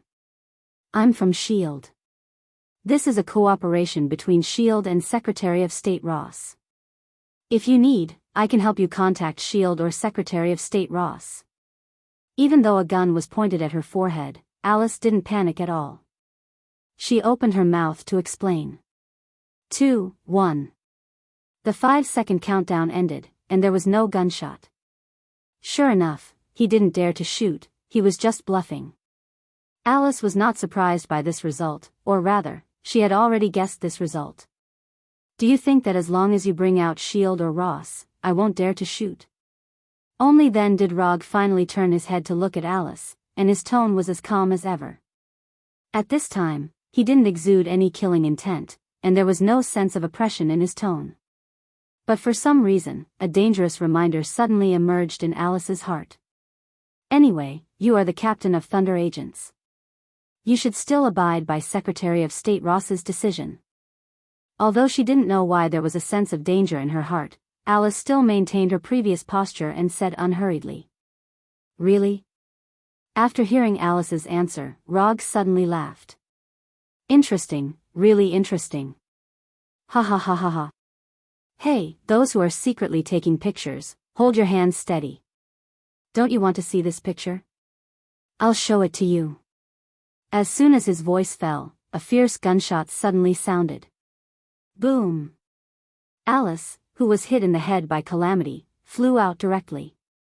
Her head was shattered into several pieces by the chakra bullet, and bright red blood splashed everywhere. Until Alice's body fell to the ground, the agents and spies who witnessed this scene still couldn't believe what they saw. Rog actually shot. And he did it without any hesitation after knowing that S.H.I.E.L.D. was cooperating with Secretary of State Ross. The huge company suddenly became dead silent, and the TV in the hall just broadcast the latest news at this time. According to the latest news from this station, the fourth Hokage Rog, who died 3 months ago while performing a secret mission, suddenly appeared in Times Square. A large number of pedestrians at the scene witnessed the scene of the fourth Hokage walking out of the mysterious beam of light. Died while performing a mission? Glancing at the picture in the news, Rog seemed to have guessed something. Chapter 2:15. Why do people always like to do things to me? Do they think I'm weak and easy to bully? At the beginning, Rog didn't know what was going on. But as long as he combines what Alice said with the content of the news, it's not difficult to guess the result. It seems that someone wants to take advantage of his absence from the earth to make some big news. After killing Alice, he didn't pay attention to anyone in the hall. He directly used the Flying Thunder God and returned home. There are no traces of invasion. It seems that this place should not be controlled by S.H.I.E.L.D. and Ross's people. After carefully inspecting the few secret decorations in the house, he took out the work phone that Sky had specially modified from the study. This is the mobile phone he uses to contact the Thunder agents, and it has Ross's contact information. First, he took the phone to charge, then he turned on the computer and began to think about the news reports related to the fourth Hokage. It would have been better if he hadn't searched. After searching, he found out that not only had he died in the course of a mission 3 months ago, but he had also held a very high-standard funeral 2 months ago. This is a bit too much. The latest news he found was the news of him wearing armor and appearing from the teleportation beam of the Rainbow Bridge. Later, he searched for news related to Konoha's private military company and Spider-Woman. Spider-Woman is still active on the streets of New York, maintaining New York's security and justice. There is not much news about Konoha's company. In summary, there are basically 2 things. The first thing is that Konoha has become a cooperative agency between S.H.I.E.L.D. and the Ministry of Defense and has received an official endorsement. This may also explain why there are a lot of people he doesn't know in his company. The second thing is that Konoha has moved to Washington and set up a headquarters in Washington. And coincidentally, Konoha's new headquarters is less than 1 kilometer away from the Thunder Agent's headquarters. After reading the news found on the internet, Rog not only didn't understand what Ross and S.H.I.E.L.D. wanted to do, but he became even more confused. What do they want to do? Publicize his death, and then take over his men and company? Where did they get the courage to carry out this straightforward plan that is close to retarded? As long as he comes back, everything they do can't be hidden from everyone. Unless they are sure that he will not appear again. But then there would be an even more inexplicable reason. Why did they think that he would definitely not appear? And judging from the reaction of Alice and the others, although they were a little surprised by his reappearance, they were definitely not surprised to see him come back to life. No one knew that he would leave Earth, and even Gavin only knew that he would be out for a while. Furthermore, when he left Earth, he was sent to Asgard through the Shikatsu forest. S.H.I.E.L.D.'s people are not idiots, and Ross is certainly not an idiot. If they dare to do this, they must have sufficient confidence. Rog began to organize the information he knew. First of all, the news of his death was spread by the Thunder Secret Service. This meant that Ross was definitely involved. Then, his funeral was held jointly by Thunderbolt agents and S.H.I.E.L.D. because he saw people from both sides in the funeral photos. In the end, Konoha's new headquarters was relocated to the vicinity of Thunder agents, and in the original company, most of the people were from S.H.I.E.L.D. What does this count as? When I'm really dead, they're going to divide my assets? Thinking of this, he suddenly had the urge to log into his bank account to check the balance of his account. Boom! However, instead of logging in on the computer, he took out the bank card directly from the drawer and handed it to the shadow clone. If he logs in here, maybe he will be investigated by S.H.I.E.L.D. While waiting for his phone to charge and the shadow clone to check the balance of his account, he was not idle. He directly left the study with the flying thunder god and teleported to a forest on the outskirts. Summoning technique. This time, instead of using psychic weapons and equipment, he chose to use Psychic Punisher. A series of complex summoning techniques appeared on the ground in an instant, and then a cloud of smoke exploded out of thin air. When the smoke dissipated, he saw one of his most reliable men, Punisher. However, the current Punisher was completely different from the Punisher he imagined. The Punisher was tightly bound inside a cylindrical device. Except for the head, which could still move freely, the body below the neck was bound in the device. On the surface of this cylindrical device, there were several broken circuit interfaces, which seemed to have been forcibly torn off during the summoning. Wait a minute, I'll summon Bronsky. Without any hesitation, he performed the spirit communication technique again and saw an even bigger cylinder. Abomination Bronsky was also like Punisher, only his head could move freely, and what was worse than Punisher was that even his mouth was sealed by a metal mask. It was really thorough. Before he had time to release Punisher and Abomination, the Shadow Clone, who had just gone to check the balance of the account, came to his side and returned the bank card to him with a wry smile. The Shadow Clone didn't speak and lifted the effect by himself, and the relevant memory was fed back to the original body. Account balance 0. 23 yuan. After receiving this information, Rog was really angry. If he remembered correctly, when he left the Earth, he had about $1.8 billion in his account, including the $500 million that Ross had just handed over. For S.H.I.E.L.D. or the military, $1.8 billion may not be a big deal. However, to Roger, this was the hard-earned money that he had painstakingly saved up after transmigrating to this world. Before leaving the Earth, he was still a veritable billionaire, and the kind of billionaire with a liquid capital of $1 billion. After returning, he had become a pauper with less than $1 in the bank. This was no longer a matter of hundreds of millions of $, this was S.H.I.E.L.D. and Ross trying to kill him. Now he didn't want to know why S.H.I.E.L.D. and Ross were doing this. The only thing he wanted to do now was to use his own strength to get back his hard-earned money and make those bold guys pay a painful price. Dang dang dang dang dang. Pulling out the Kusanagi sword hanging on the left side of his belt, Rog used Chidori blade to directly cut through the devices on Punisher and Abomination, and then said word by word, "Haven't you always wanted to go on a mission with me? I'm going to S.H.I.E.L.D.'s Triple Wing Headquarters and Thunder Task Force Headquarters now. Do you dare to come with me?" Chapter 2:16. In this short 1 or 2 minutes, Rog quickly recalled all the things he had done since he crossed over. Although he never thought of himself as a good person or a superhero. But he has always stuck to his bottom line, knowing what can be done and what can't be done. However, he now found that his concession and kindness, in the eyes of others, is weakness and timidity. Good people are bullied, good horses are ridden. At this point, he doesn't want to worry about what S.H.I.E.L.D. and Ross are up to. Whether it's justice or evil, it doesn't matter. He intends to use his fists to tell others what it means to not mess with him. After coming out of the restraint device, Punisher and Abomination moved their hands and feet tacitly. They didn't tell Rog what they had experienced in the past few months because they firmly believed that Rog would use practical actions to help them get justice. Are you ready? Although the anger in his heart has been burning, Rog's brain has never been so calm. I can't wait to tear them apart. Abomination clenched his fists and his body exuded a magma-like light. Punisher didn't say anything, but his body exuded an amazing killing intent, looking like a messenger of death. Then let's go. He once inserted an ordinary flying thunder god kunai into the headquarters of the Thunderbolt Secret Service team. Although this flying thunder god kunai was no longer in the headquarters of the Thunderbolt Secret Service team, this did not affect his plan at all. As long as he can teleport to Washington, as for whether S.H.I.E.L.D. and Ross will use the flying Thor kunai to set a trap, he doesn't care at all. So what if there is a trap? I will crush you all the same. In the next second, the figures of Rog and the other two disappeared into the forest.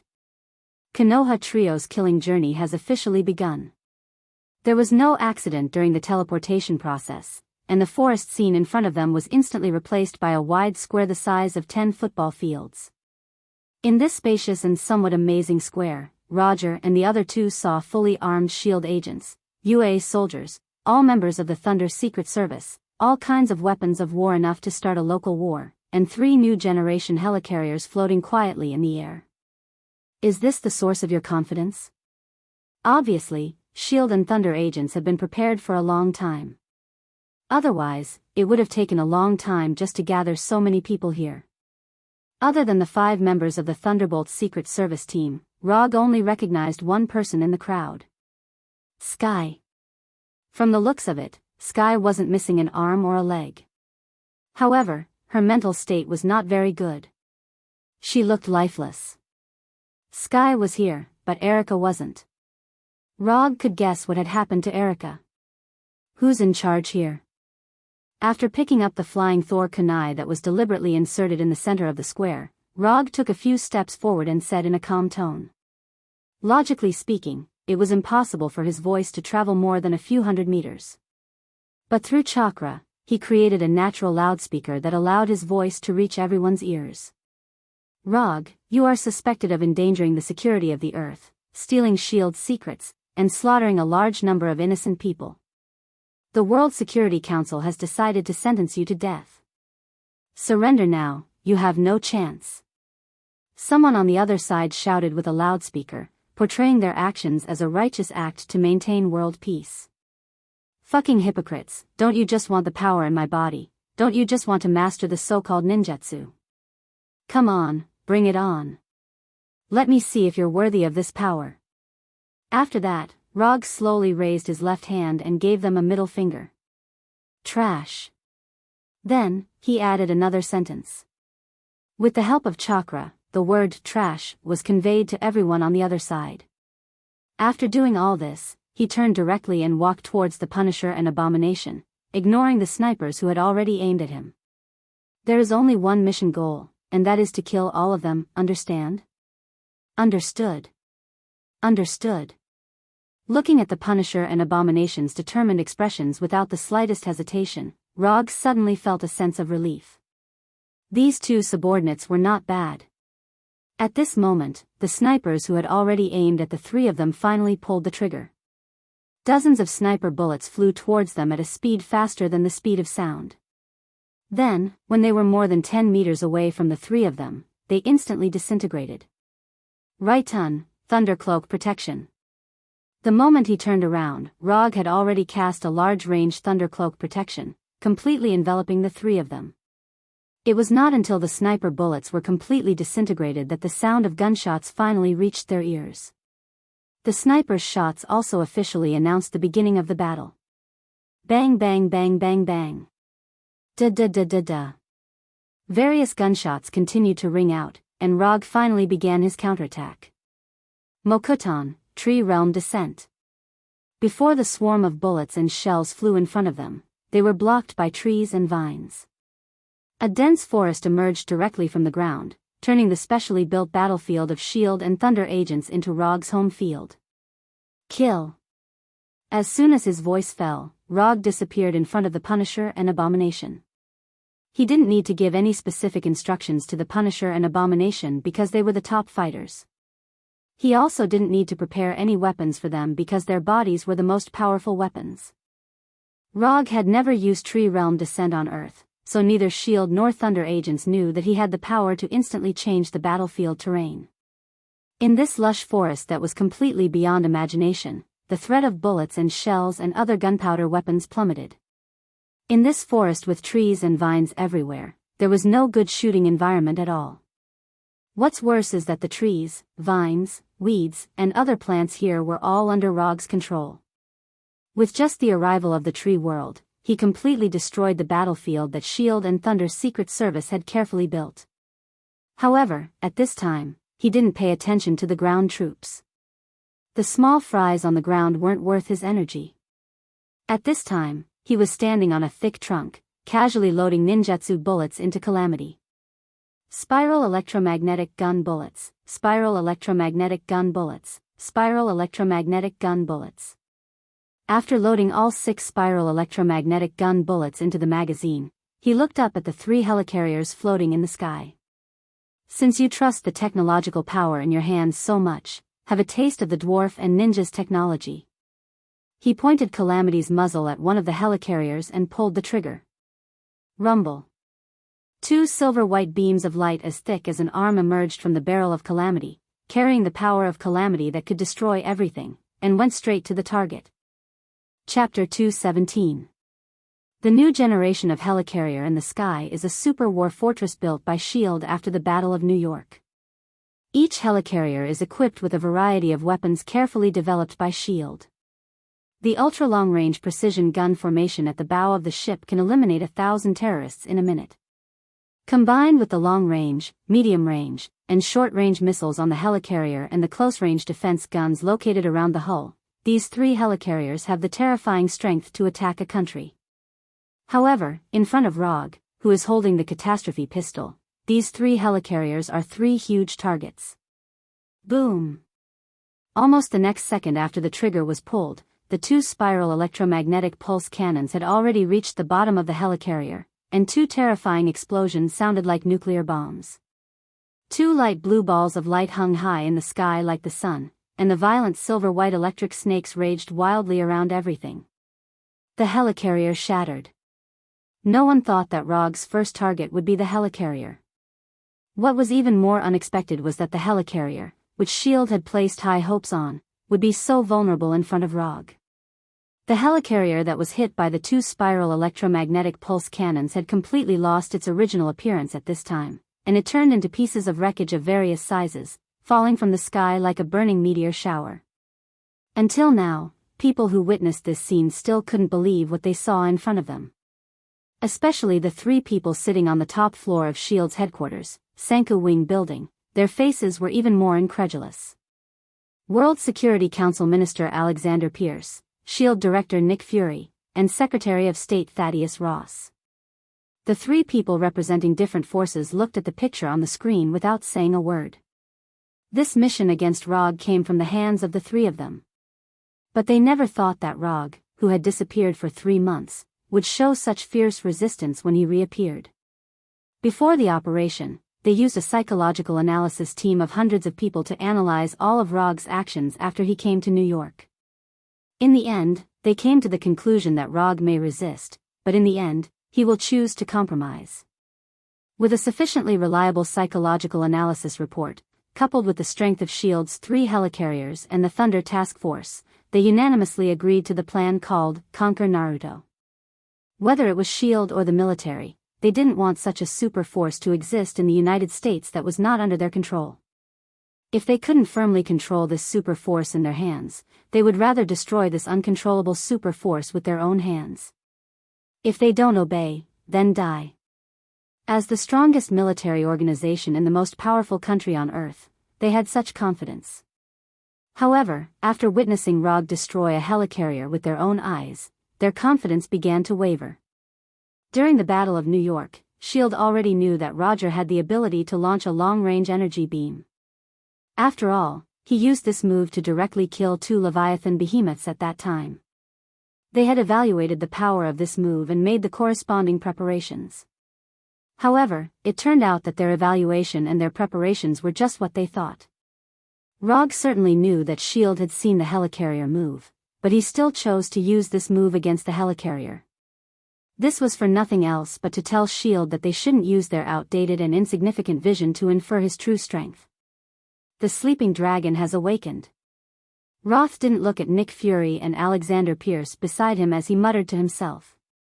When Rog shot down the first helicarrier, the remaining 2 helicarriers didn't stop at all and began to rise rapidly. With the example of the first helicarrier, even if the commanders of the remaining 2 helicarriers were idiots, they could see that the current height didn't provide enough reaction time at all. No matter how strong the defense of the helicarrier's close-range artillery and other defensive equipment was, it still took time to lock on and react. Rog's helicarrier broke through all the defense systems of the helicarrier and hit the target directly. The helicarrier, which symbolized the pinnacle of S.H.I.E.L.D.'s technological weapons, was destroyed so quickly and completely. The helicarrier destroyed not only the helicarrier, but also S.H.I.E.L.D.'s confidence and dignity. The burning wreckage of the helicarrier had not yet landed, but the mood of the SHIELD agents who witnessed this scene had already fallen to the bottom of the valley. Is this power really something that humans can resist? The remaining 2 helicarriers took off at top speed, and at this time, it looked more like an incompetent dodge and a shameful retreat.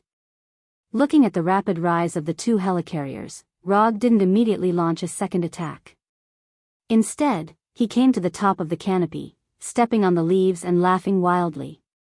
Ha ha ha ha ha, this is the so-called SHIELD, this is the helicarrier you are so proud of. Ha ha ha ha ha, you want to leave just like that? Aren't you looking down on me too much? The chakra in his body surged wildly, and Rog once again launched a ninjutsu that was amazing enough in momentum and power. King Kong Blockade. With a silent chant in his heart, dozens of shining golden chakra chains rushed out of his back. The chakra chains that had just emerged were only 2 fingers thick. But as these chains flew towards the helicarriers in the sky like bullets, the size of the chains grew larger and larger. 3 centimeters, 10 centimeters, 50 centimeters, 1 meter, 3 meters. The 2 helicarriers rose to a height of thousands of meters in just over 10 seconds. But the chakra chains climbed faster than them. Rog didn't care about the chakra consumption at all. These chakra chains showed a terrifying speed beyond the speed of sound, and it took only 2 or 3 seconds to reach the bottom of one of the helicarriers. Close-range artillery, rapid-fire artillery, ground-to-ground missiles, high-speed machine guns, and other weapons madly spat fire, and hundreds of bullets and shells madly attacked the chakra chains.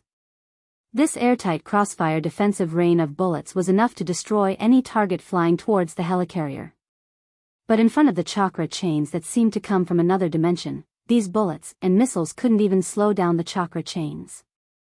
Bang bang bang bang bang. Dozens of chakra chains more than 3 meters wide penetrated the helicarrier's hull like a sword, and under the watchful eyes of the helicarrier combatants and all onlookers, the helicarrier was firmly entangled. The pale golden chakra chains instantly tightened, and the helicarrier that was entangled like a crab was forcibly stopped. The anti-gravity engines around the hull emitted an orange-red light that exceeded the operating load. Come down. Chapter 218. Rog screamed and the chakra chains that emerged from his back began to shrink at a speed visible to the naked eye. After the Battle of New York, the existence of extraordinary humans in the world can be regarded as basically known to everyone. But even so, the people present couldn't believe what they were seeing. The helicarrier, which was more than 300 meters long, was actually pulled to the ground by a human. What's even more unbelievable is that this human is actually standing on a leaf. This scene completely exceeded scientific common sense, and the forest that had been filled with gunfire suddenly quieted down. Pairs of eyes looked up at the sky as if they had seen a miracle. This is 2F** King crazy. Before the battle, SHIELD agents and military soldiers knew that the target they were going to deal with this time was Roger, who was known as the 4th Hokage. They knew that Rog had extraordinary powers that ordinary people did not have, and they also knew that Rog had strength far beyond ordinary people. They had seen the battle between Rog and the Chidori during the Battle of New York, and they had also seen various analysis reports about Rog's abilities. But no matter what video data or document records, they couldn't accept the scene in front of them. Being able to lift a car weighing several tons with their bare hands is already the so-called Superman in people's minds. What Rog was doing now was pulling a helicarrier weighing tens of thousands of tons to the ground. This feeling, in the eyes of these soldiers and agents, who were mostly ordinary people, was no different from seeing someone lift the Statue of Liberty or the Empire State Building with their bare hands. No, this was more exaggerated and shocking than lifting the Statue of Liberty or the Empire State Building. Shoot, shoot. I don't care what method you use, kill Rog for me. Aim all cannons at Rog below, quick. Quick. The other party is just a target now, fire, fire, and completely bomb that area for me. The commander of the ground forces and the commander of the helicarrier issued orders to fire at Rog almost at the same time. In particular, the helicarrier, which was tightly bound by chakra chains, immediately fired various types of missiles and bullets at Rog. As the initiator of all this, Rog was certainly prepared to be attacked by the other party at any time. Chakra coat. Lightning cloak protection. Would human jutsu. In just a moment, he built an indestructible defense. Dozens of meters tall Wood Arhat appeared behind him, and his huge hands protected him on both sides. The moment Wood Arhat appeared, the chakra coat shone with a light blue light completely enveloped him, further enhancing Wood Arhat's already terrifying defense. In addition, around the wooden Arhat's body, there was a layer of lightning armor that was invisible to the naked eye. No matter which direction the attack came from, no matter what the weapon was. As long as they couldn't penetrate the lightning cloak protection, Wood Arhat, and chakra coat in a short period of time, they wouldn't be able to hurt Rog in the innermost part. Intense explosions continued to sound, and orange-red flames appeared as if they didn't cost money. Powerful shockwaves ravaged everything around them, regardless of friend or foe. However, none of this had any meaning. No matter if it was an attack from the ground forces or the helicarrier, none of the attacks could get within 10 meters of Rog. Chakra chains continued to retract, and the helicarrier continued to emit sounds as if it couldn't bear the burden. The steel hull was forcibly distorted by the powerful force, and the power of the 4 anti-gravity engines was pushed to the limit, and the light emitted by the engines became redder and redder. Although the power was pushed to the limit, the helicarrier still showed no signs of climbing. The huge hull was pulled closer and closer to the ground by chakra chains. Boom! After holding on for a while, one of the anti-gravity engines took the lead in collapsing. With the explosion of the anti-gravity engine, the power of the helicarrier was reduced by a quarter in an instant, and the speed of its descent was getting faster and faster. Boom! Within a few seconds, the second anti-gravity engine also ushered in the end of the overload explosion. When the first anti-gravity engine exploded, S.H.I.E.L.D.'s agents already had a bad premonition. However, their worry didn't last long before it completely turned into despair. 4 anti-gravity engines can provide perfect flight power. Although 3 engines will reduce stability, it can still maintain the flight posture. However, once the number of engines drops to 2, it means that the helicarrier will completely lose its flight power.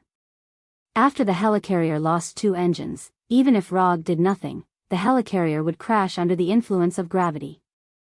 So, when the second anti-gravity engine also collapsed, the helicarrier was doomed to crash. It's over, it's completely over. The helicarrier that S.H.I.E.L.D. spent a lot of money to build has been destroyed before it could really show its power. And now it's been less than 5 minutes since the start of the battle. Nick Fury and Alexander Pierce on the top floor of Sanku Wing's headquarters building also personally demonstrated what it means to be ashen-faced. The battle prowess that Logue had just displayed had far exceeded their expectations. Whether it's the spiral electromagnetic gun that destroyed the first helicarrier, or the King Kong blockade that is now about to cause the second helicarrier to crash, they are not new tricks. Before making the plan, S.H.I.E.L.D. had studied these 2 skills in great detail and made corresponding countermeasures. They couldn't understand how the spiral electromagnetic gun, which could only kill a cyborg like the Leviathan, could destroy the helicarrier in one shot. They also couldn't understand why the King Kong blockade, which could only deal with ordinary people before, could now destroy the helicarrier. But now is obviously not the time to consider these issues. What they need to consider most now is how to stop Rog, a ninja who has shown enough power to fight against the entire S.H.I.E.L.D. and the military alone. I'm going to contact someone, I'll be back in a few minutes. After saying that, Nick Fury stood up and walked directly to his office. Now is not the time to hide his trump card. If he doesn't find a way to deal with Rog today, there will be no more S.H.I.E.L.D. in the future. Nick Fury had originally thought that this would only be a tough battle against superhumans, but the development of the situation was completely out of his expectations. Now, only that woman can stop Rog. Chapter 219. Rog's strength at this time has far exceeded the expectations of Nick Fury and others. If they knew that Rog was this powerful, they would never have made the so-called conquering Naruto plan. Although S.H.I.E.L.D. and the military don't like uncontrollable super combat power, it also depends on how strong this super combat power is. If it is really the kind of power that they can't resist, even if their brains are all eaten by dogs, they won't have any ideas about this kind of person. For people like them, the so-called principles can be changed at any time. After quickly returning to his office, Nick Fury took out a pager from the safe that seemed to be from the last century. "I hope you can come back in time." Without any hesitation, Nick Fury started the pager that only had a one-sided notification function. A red and blue pattern appeared on the small display screen of the teleporter. In the middle of the pattern, there was an octagonal star with the top and bottom ends protruding. After seeing the pattern emerging from the pager, Nick Fury finally breathed a sigh of relief. This pager has been in his hands for decades, and he was just worried about whether the pager would work properly. Fortunately, the passage of time has not affected the pager's function. After doing all this, Nick Fury returned to his office on the top floor of the building. "You just missed a wonderful scene." When Nick Fury returned, Ross didn't look back and said with a wry smile, "What could be worse right now?" Nick Fury didn't care about Ross's tone. At this time, no one can be happy. Picking up the remote control on the table, Nick Fury jumped back a few minutes on the surveillance screen. Then, he saw the wonderful scene that Ross had described. After losing 2 anti-gravity engines, the helicarrier was doomed to crash. However, Rog, standing on the top of the tree, didn't stop there. The chakra chain wrapped around the helicarrier stopped retracting and surged wildly again. In front of the chakra chain, the metal hull of the helicarrier was easily pierced like a cream cake in a cake shop. Dozens of triangular chain arrows pierced the falling helicarrier into a hornet's nest. The damage to the hull caused the falling helicarrier to quickly disintegrate. The hull of the mothership began to crack, and the fighter jets that couldn't take off in time and the agents that couldn't escape fell like raindrops. Falling? Rog never wanted the helicarrier to fall. If he only wanted to shoot down the helicarrier, he wouldn't even need to use King Kong blockade. He could just continue to fire the helicarrier bullets from Calamity. What he wanted was for S.H.I.E.L.D. and the military to understand what it meant to be irresistible. "Without my permission, not only can you not fly, you don't even have the right to land." Dozens of pale golden chakra chains were like living vipers, crazily attacking everything in the air. Any being with a diameter of more than a meter would undoubtedly suffer the wrath of the chakra chains. Open your eyes and watch carefully. This is the true Vajra blockade. Logue's shout reached the ears of everyone present. Despair began to appear in their eyes as they witnessed something like a net that covered the sky and covered the sun. The original 3-meter-wide chakra chain, under Rog's control, instantly broke down into hundreds of chains like cell division. Although the newly broken chains were only 2 or 3 centimeters wide, the number of chains had increased by a terrifying amount. There were originally only dozens of chakra chains flying in the air.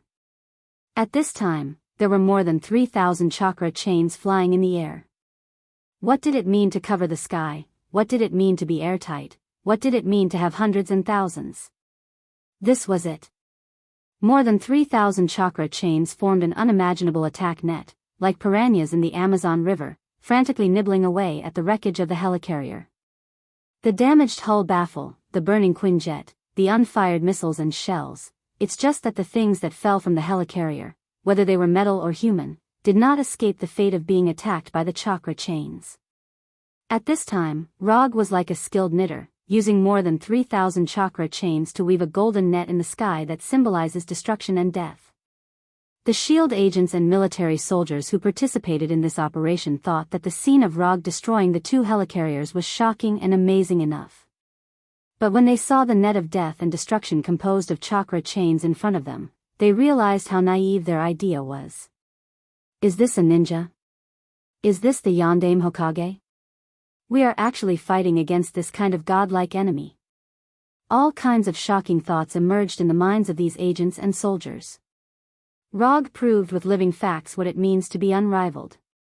It wasn't until more than a minute later that the wreckage of the helicarrier finally fell to the ground, if these things can still be called wreckage.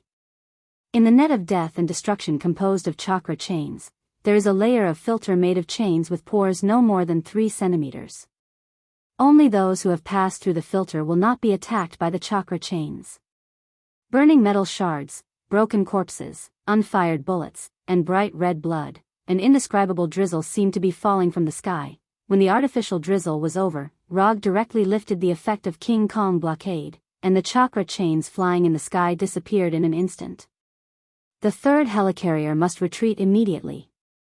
I don't care what method you plan to use to deal with Rog, the helicarriers must not be destroyed here. Alexander Pierce could no longer sit still. He didn't care what would happen to S.H.I.E.L.D., but he didn't want Hydra to lose even one helicarrier. There's no chance. Rog has already destroyed 2 helicarriers. Do you think he will let go of the last one? Nick Fury tried to calm down, and the pain in his mechanical right arm seemed to come back. After hearing Nick Fury's words, Alexander Pierce wanted to continue to say something, but in the end, he didn't say anything and sat weakly on the sofa. As Nick Fury guessed, Rog had no intention of letting go of the third helicarrier. If it was said that he might still have some compassion in his heart before, then the current him only believed in exterminating all of them. 3 kilometers, do you think you can escape my attack like this? After visually estimating the height of the third helicarrier, Rog took out a flying Thor kunai enchanted by Odin and threw it into the air. Chapter 220. The flying Thor kunai thrown by Rog shot straight into the sky like a bullet, and the speed of its flight directly broke through the sound barrier, bursting out with a dull sound. The S.H.I.E.L.D. agents and UA soldiers in the forest basically witnessed the scene of him throwing the flying Thor kunai, but they couldn't figure out what this dagger-sized flying Thor kunai could do. Does he want to use this small kunai to destroy the last helicarrier? Such questions couldn't help but appear in the minds of the agents and soldiers, and also in the minds of Nick Fury and the other 2. Although this is somewhat unbelievable, with the example of the previous 2 helicarriers, they didn't dare to underestimate this flying Thor kunai.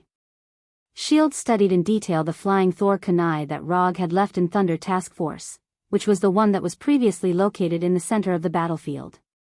However, they didn't get any useful information from that kunai.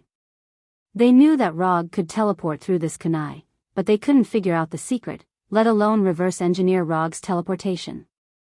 Except for the difference in color, the flying Thor kunai that Rog threw out now looked no different from the one they had studied before. What exactly does he want to do? As the one who has dealt with Rog the longest among the 3, Nick Fury is 100% sure that Rog is definitely planning some extremely amazing plans now. More than 3,000 meters in the sky is an absolute domain that is difficult for ordinary people to reach. But for those who have the ability to fly, this height is nothing. Rog can fly directly to the helicarrier through the lightweight rock technique, but he doesn't intend to do so. The reason is simple: this is too inefficient. The flying Thor kunai that was enchanted by Odin didn't take much time. To be precise, it took less than 10 seconds to fly to the same height as the helicarrier. The flying Thor kunai didn't receive any attack from the helicarrier because he didn't aim it at the helicarrier in the first place. All he needed was a teleportation point that was high enough. The first helicarrier was destroyed by the spiral electromagnetic cannon, and the second one was destroyed by the King Kong blockade. Therefore, this last helicarrier had to be destroyed in a way that was worthy of it. When the Thor kunai reached a height higher than the helicarrier, Rog didn't hesitate and directly flying Thunder God left the forest. In the blink of an eye, he had reached an altitude of more than 3,000 meters. Stepping on the tip of Thor's kunai, he hovered steadily in the air.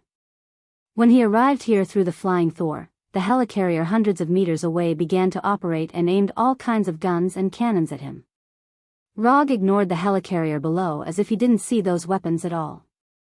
He silently took out a cube that emitted a dark red glow. Rubik's Cube of Reality. The moment he took out the Rubik's Cube of Reality, Nick Fury, who saw this scene through the helicarrier's surveillance screen, suddenly remembered the Rubik's Cube that once belonged to S.H.I.E.L.D. These 2 things are too similar, aren't they? Except for the different colors, they were carved from the same mold. Nick Fury had guessed it right. They were indeed from the same mold.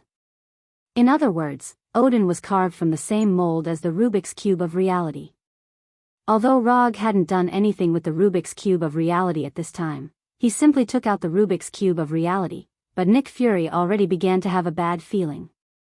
Just when Nick Fury began to worry that the helicarrier's commander would forget to give the order to attack, the helicarrier below Rog unleashed the long-prepared bullets and shells.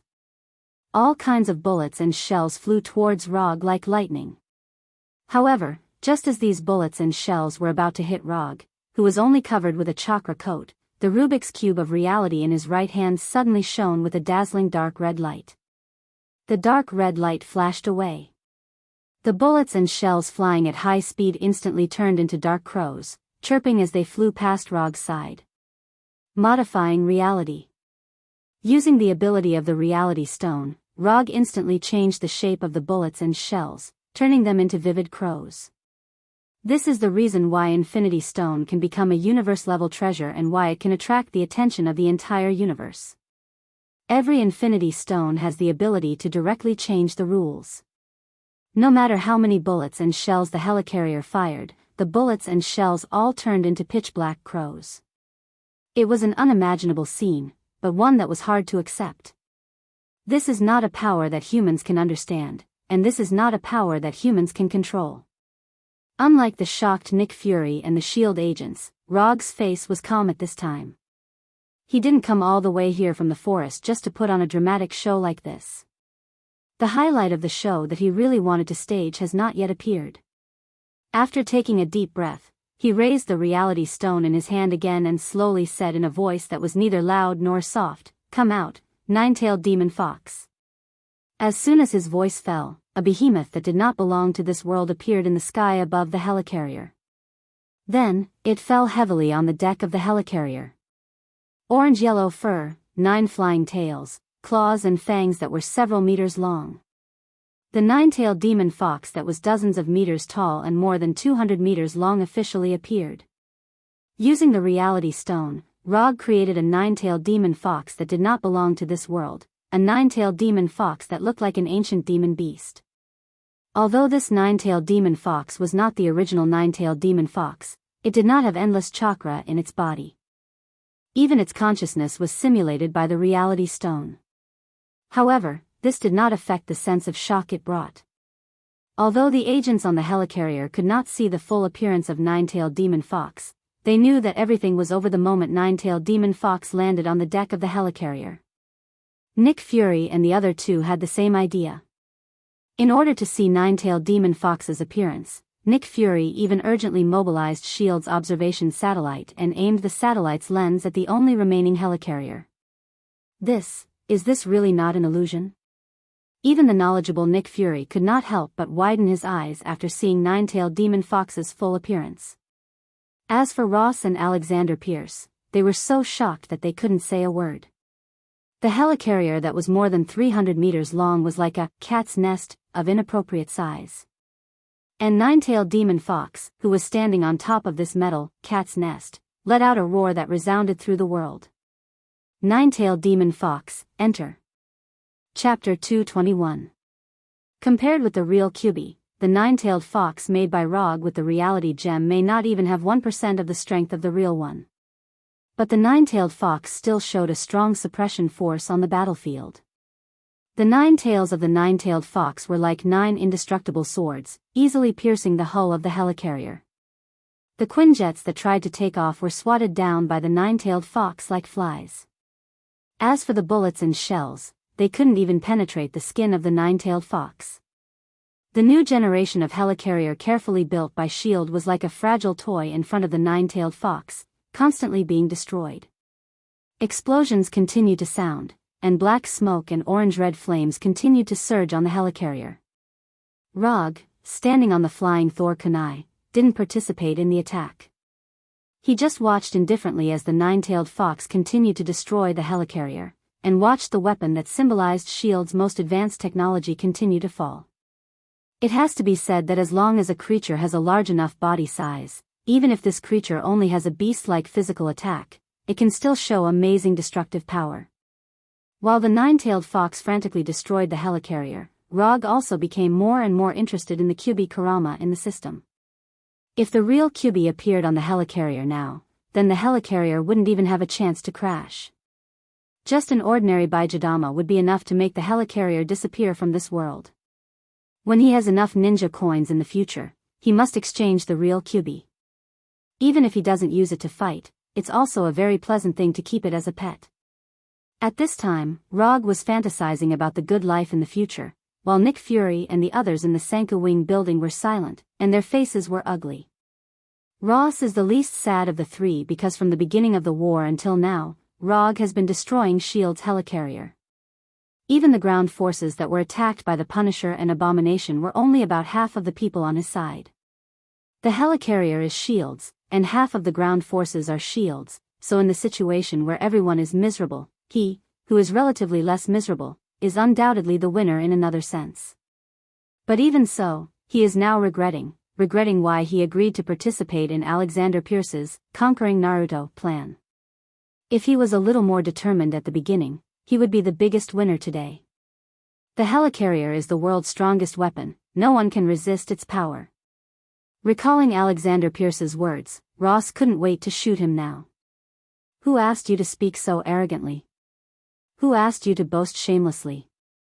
In less than 10 minutes, 3 of your so-called strongest weapons of war had been dismantled by the enemy. A total of 3 ships, and they were all made by one person. What was I thinking back then? Why did I believe Pierce's nonsense? Ross sighed helplessly.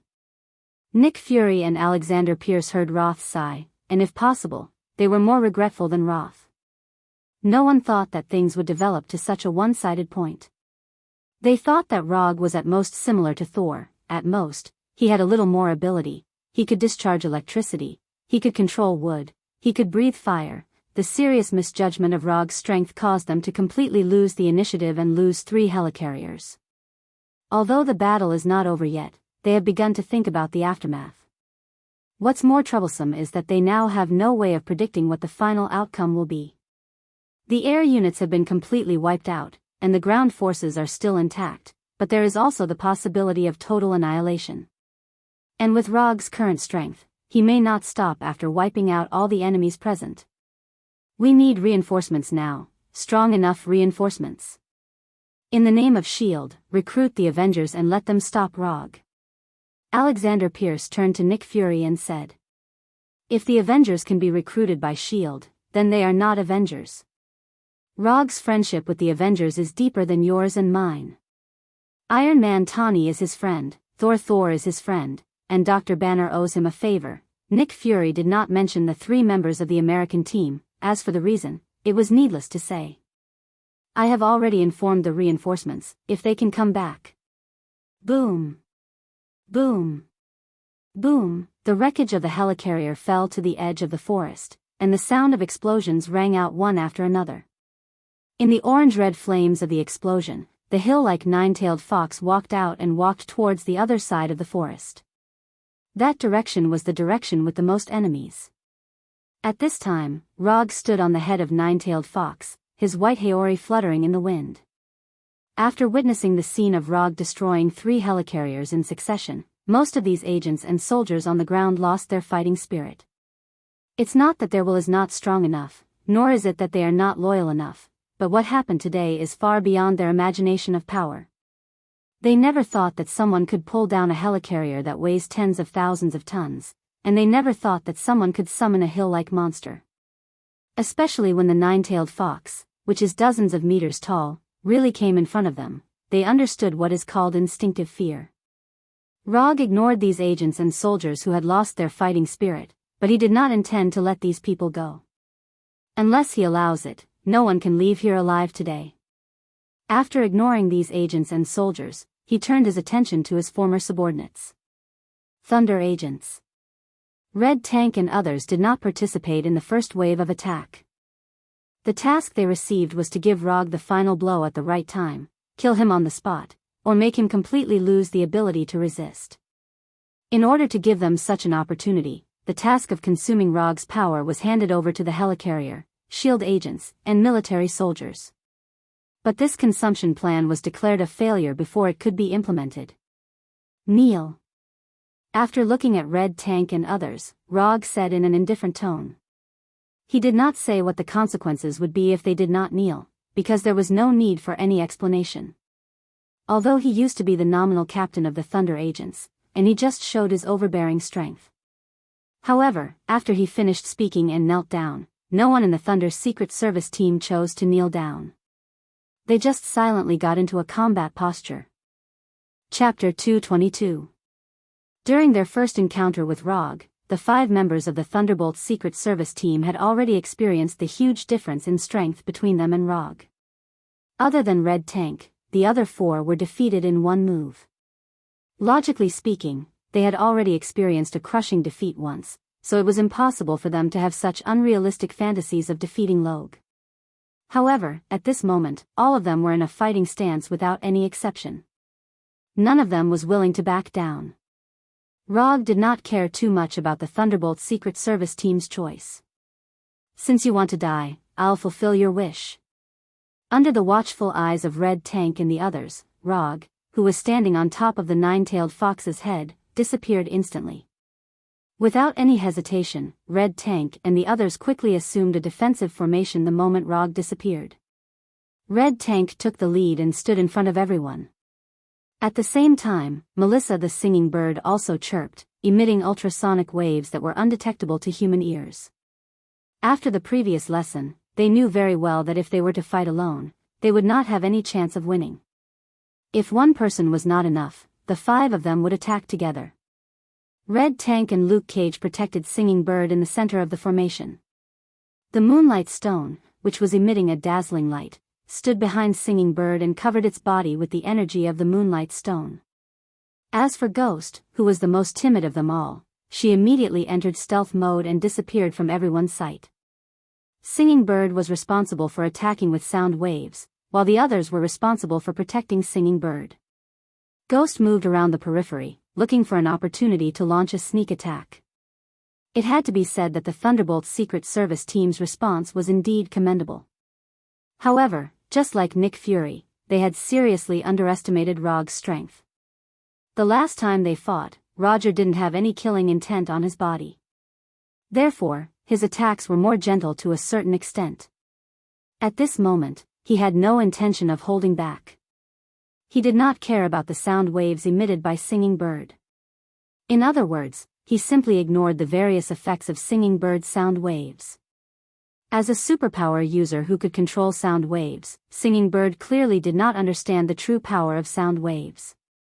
Controlling sound waves to cause various negative mental states to the enemy was a huge waste. Bang! Just as everyone was looking for Rog, a violent gunshot rang out from behind Red Tank and the others. Calamity Pistol, Fatal Shot. The Calamity Pistol that fired chakra bullets could not make any sound, but Rog had asked AI Choi to specially add a gunshot function. It was not his style to shoot while hiding in the dark. Gunshots rang out, and Rog and Ghost's figures appeared. At this time, Spectre had completely lost his head, and Rog, who was holding the Calamity Pistol, was standing behind him. Headshot. Even if Ghost wasn't the weakest member of the Thunderbolt's Secret Service team, she was still the easiest to deal with. Without any supernatural powers, he could only rely on the Wraith battle suit to fight. Moreover, his Spectre combat suit only had 2 forms, invisible and formless. No matter which form he chose, Rog was not confident that he could defeat him in one move. The only difference was which move to use. Before Spectre's body fell to the ground, Rog's figure disappeared again. In less than 2 seconds, the Thunderbolt's Secret Service team had lost a member. Crying Bird's ultrasonic attack continued, but in such a short time, it was not enough to cause any impact on Rog's mental state. Compared to Rog, whose mental state was still extremely stable, Crying Bird's teammates and the U.S. soldiers in the distance were more seriously affected. Although the ultrasonic attack was an attack that could not be detected by the naked eye, the characteristics of the sound waves meant that this attack could not be effectively locked onto a single target. Unless Crying Bird could shoot out the sound waves like energy shockwaves with her hands like Moonlight Shkala. Otherwise, her comrades around her would also be affected by her attack. Compared to Red Tank and the others, Rog had an advantage that could not be ignored.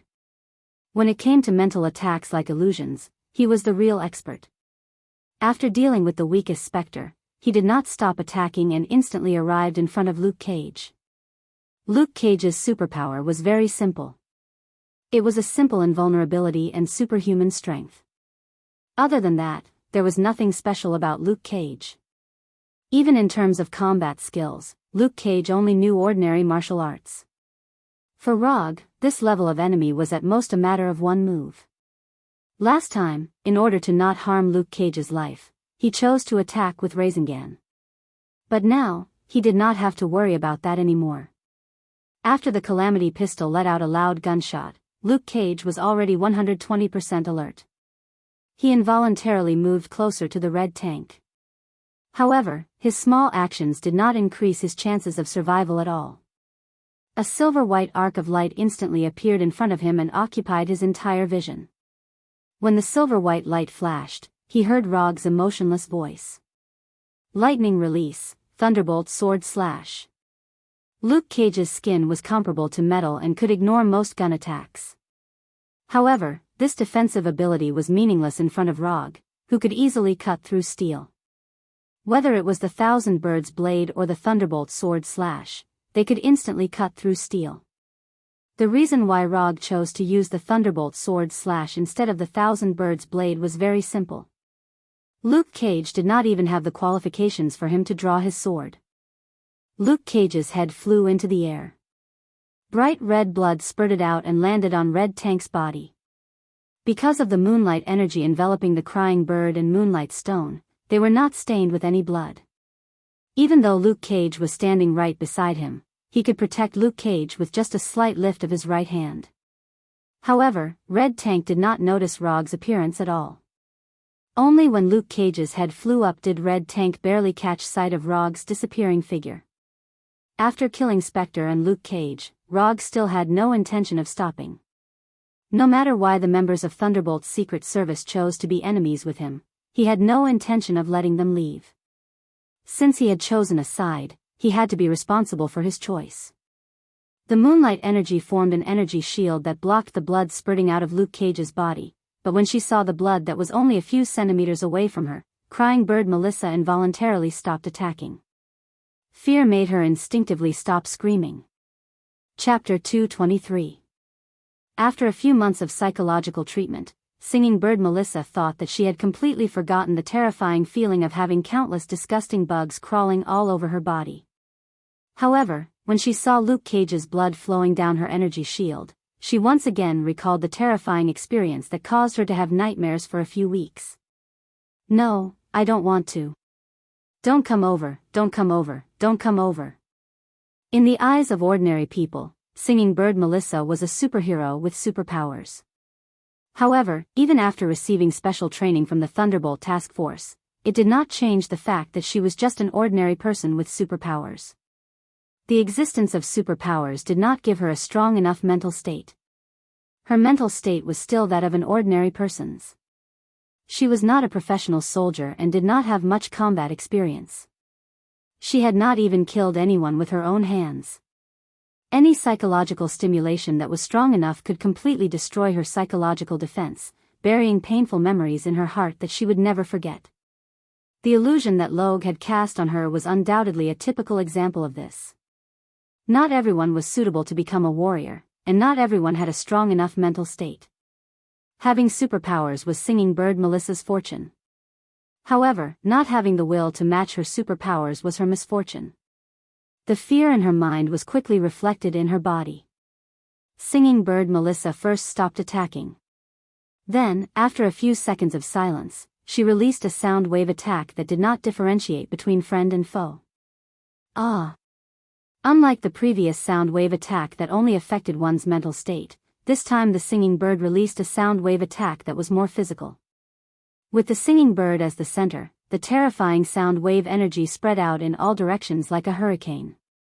The impact of the sound wave energy directly sent the moonstone behind her flying.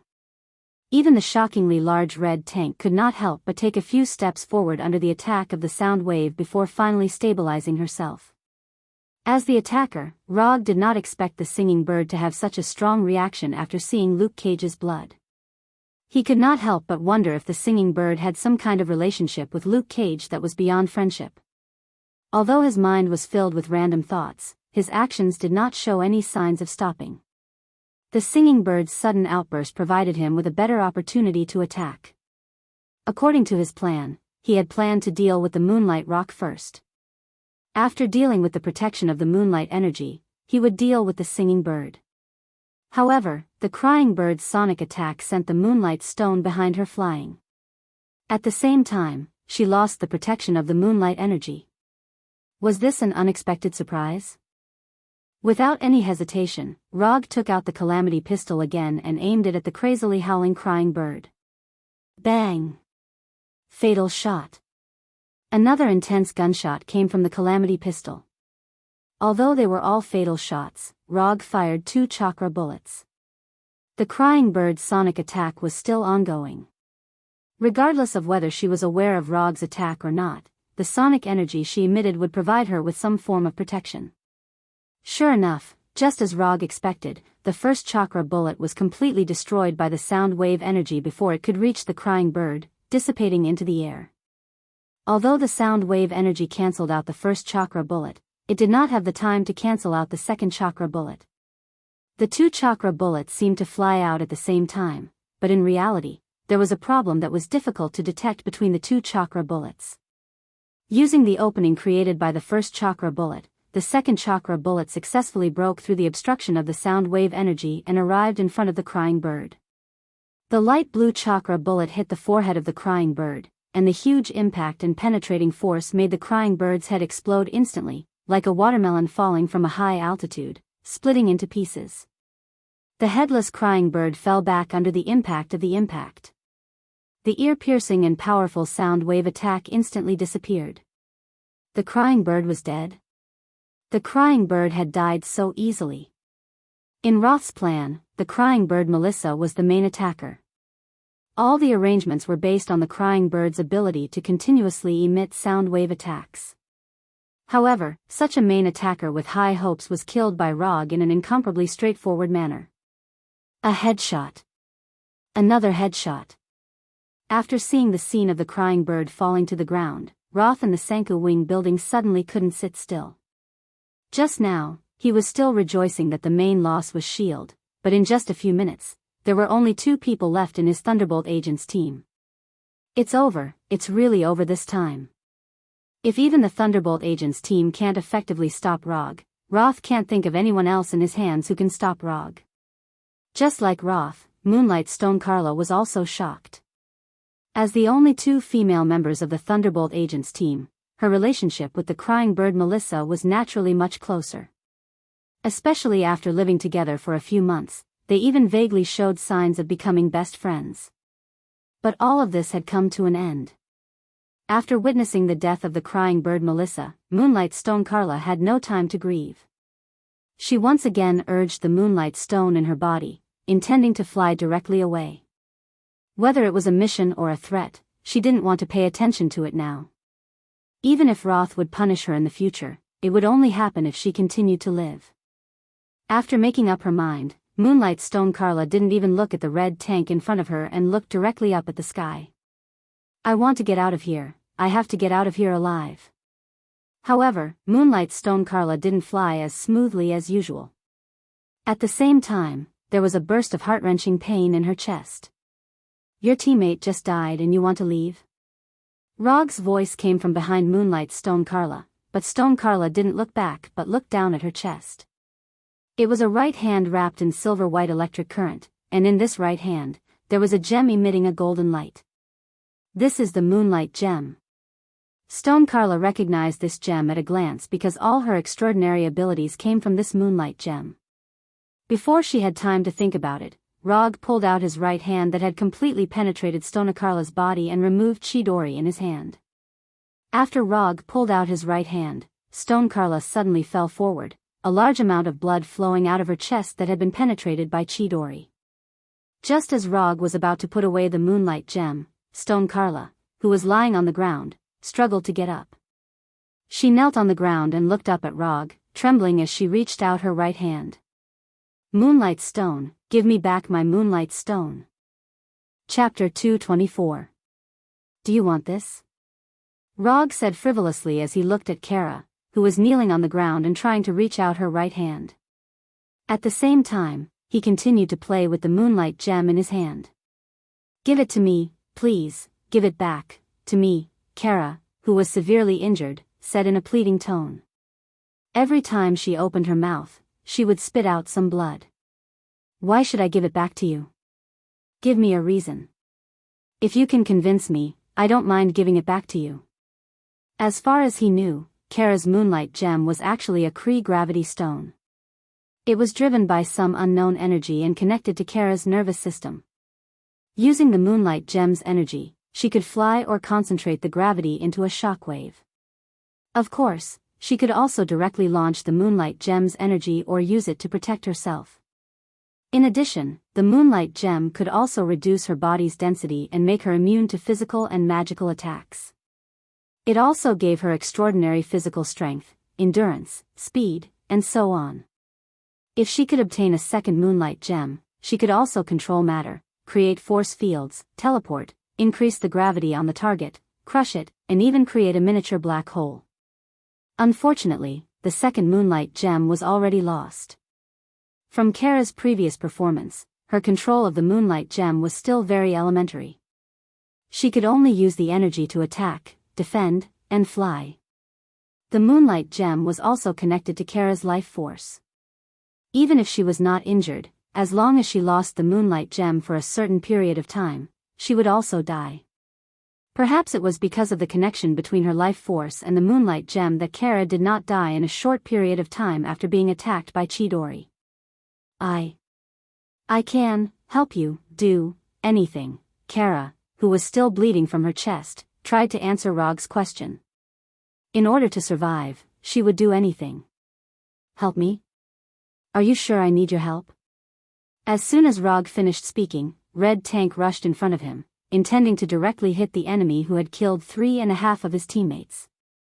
Red Tank could have attacked earlier, but when Rog was talking to Kara, he used his not-so-smart brain to think about whether to continue attacking Rog. Red Tank had a deeper impression of Rog than the others. After all, other than the abomination, he was the only one who had experienced Arhat's physical transformative fist. After some serious consideration, the Red Tank finally decided to continue attacking Rog. However, his decision had nothing to do with Ross's plan to conquer Naruto. All he wanted was to have a good fight with Rog. Although the reason was simple and crude, it was enough for Red Tank. But this time, he was destined to be disappointed. Just as he was about to hit Rog, he was sent flying by a claw that was even bigger than him. This was the right claw of the nine-tailed demon fox. Ever since she sent Rog over from the other side of the forest, Nine-Tailed Fox had been paying attention to the Red Tank's actions. Although Rog didn't give it any specific instructions, the Nine-Tailed Fox didn't hesitate to make a move when it realized that the Red Tank was going to hit Rog. After sending the Red Tank flying into the forest, Nine-Tailed Demon Fox immediately chased after him and pounced into the forest. Its 9 tails were like steel whips that kept hitting the Red Tank who had just landed. No. I didn't mean.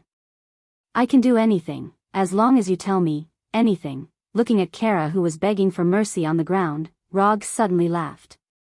Although Kara's ability was nothing in his eyes, he had to admit that Kara's curvy figure and delicate face were still a little valuable. Forget it, who told me to have tender feelings for the fairer sex? Just this once, don't do it again.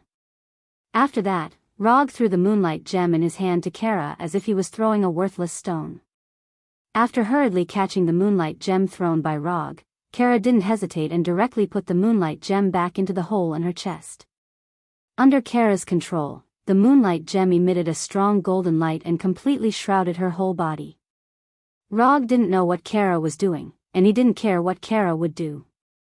If Kara went back on her words, he could take her life at any time. I can give it to you, and I can take it back. When the golden light dissipated, Kara, who was on the verge of death, once again had a strong aura of life. If it weren't for the 2 very obvious holes and blood on her armor, Kara didn't look much different from before. Cooperate with the Punishers and Abominations to eliminate all the soldiers here. After that, Rog didn't even look at Kara and directly flew in the direction of Nine-Tailed Demon Fox. The matter with the moonlight gem and Kara could be settled for the time being. Now it was time to deal with the most troublesome Red Tank. The Red Tank had the magic of the Crimson Universe's ruler, Ceterak. His power was inexhaustible, his stamina was inexhaustible, and his body was almost indestructible. The best way to deal with such an indescribably tough enemy was to use a seal or directly exile him to another space. Rog didn't know any spells like spatial exile. He had mastered 2 sealing spells, but he didn't plan to use them now. This was because he wanted to try a seemingly unrealistic idea, a method that wasn't scientific at all. After being sent flying by Nine-Tailed Demon Fox, the red tank fell into the forest.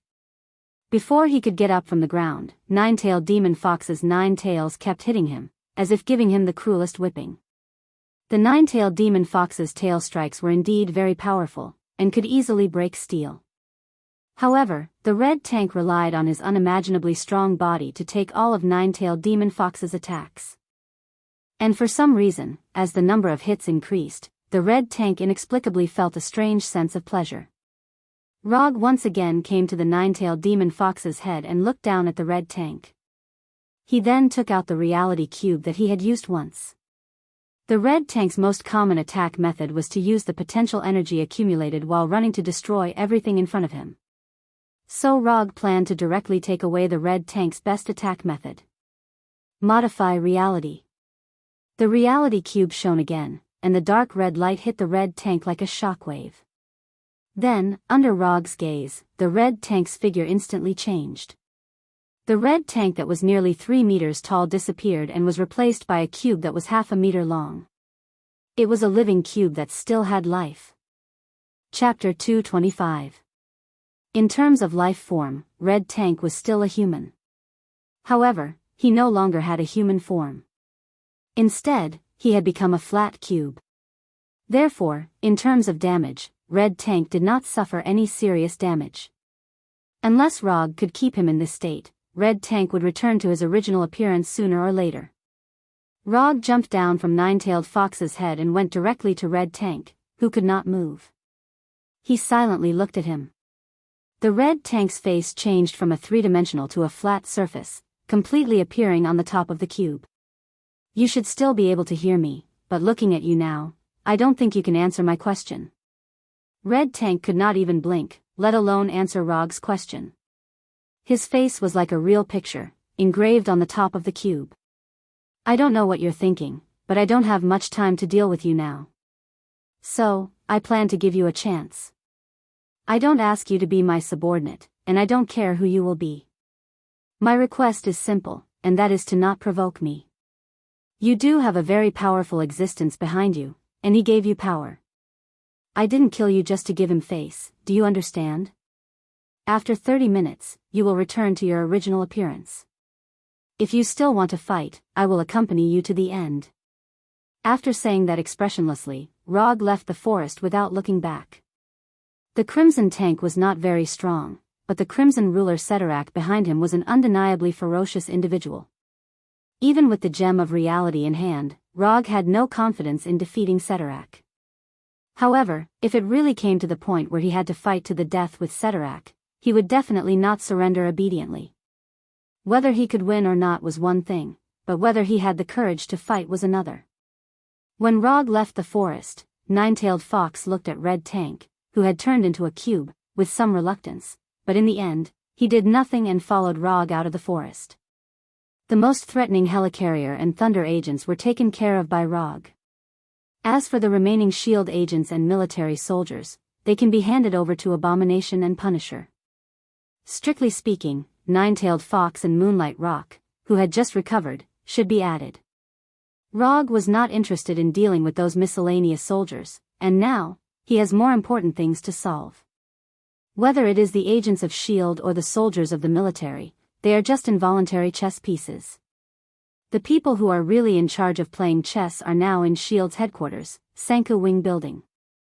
After using the super light rock technique, Rog flew towards the Sanku Wing Building. So this is your carefully planned, conquering Hokage plan? It's really well planned.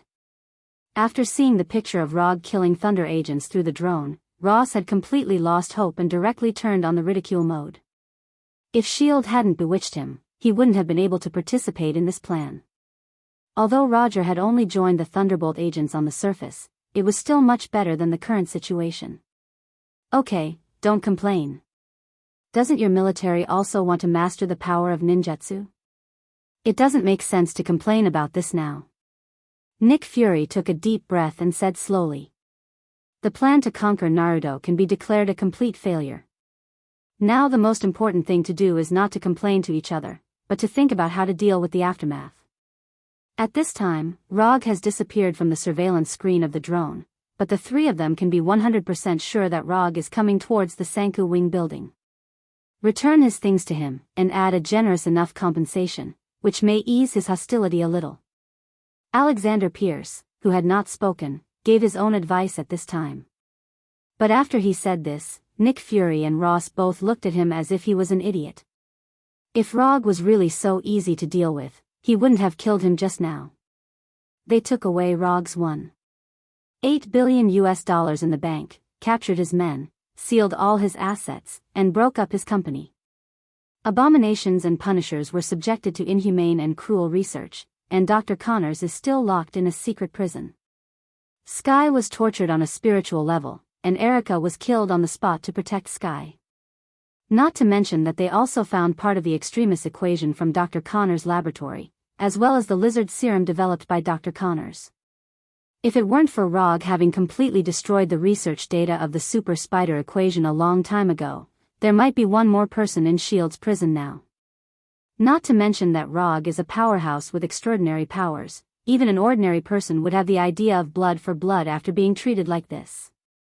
Compensation is not impossible, don't forget, he is just one person. I am the Minister of the World Security Council, Nick is the Director of S.H.I.E.L.D., Ross, you are the Secretary of State and a representative of the military. As long as the three of us join forces to put pressure on him, he may not dare to fight against so many forces.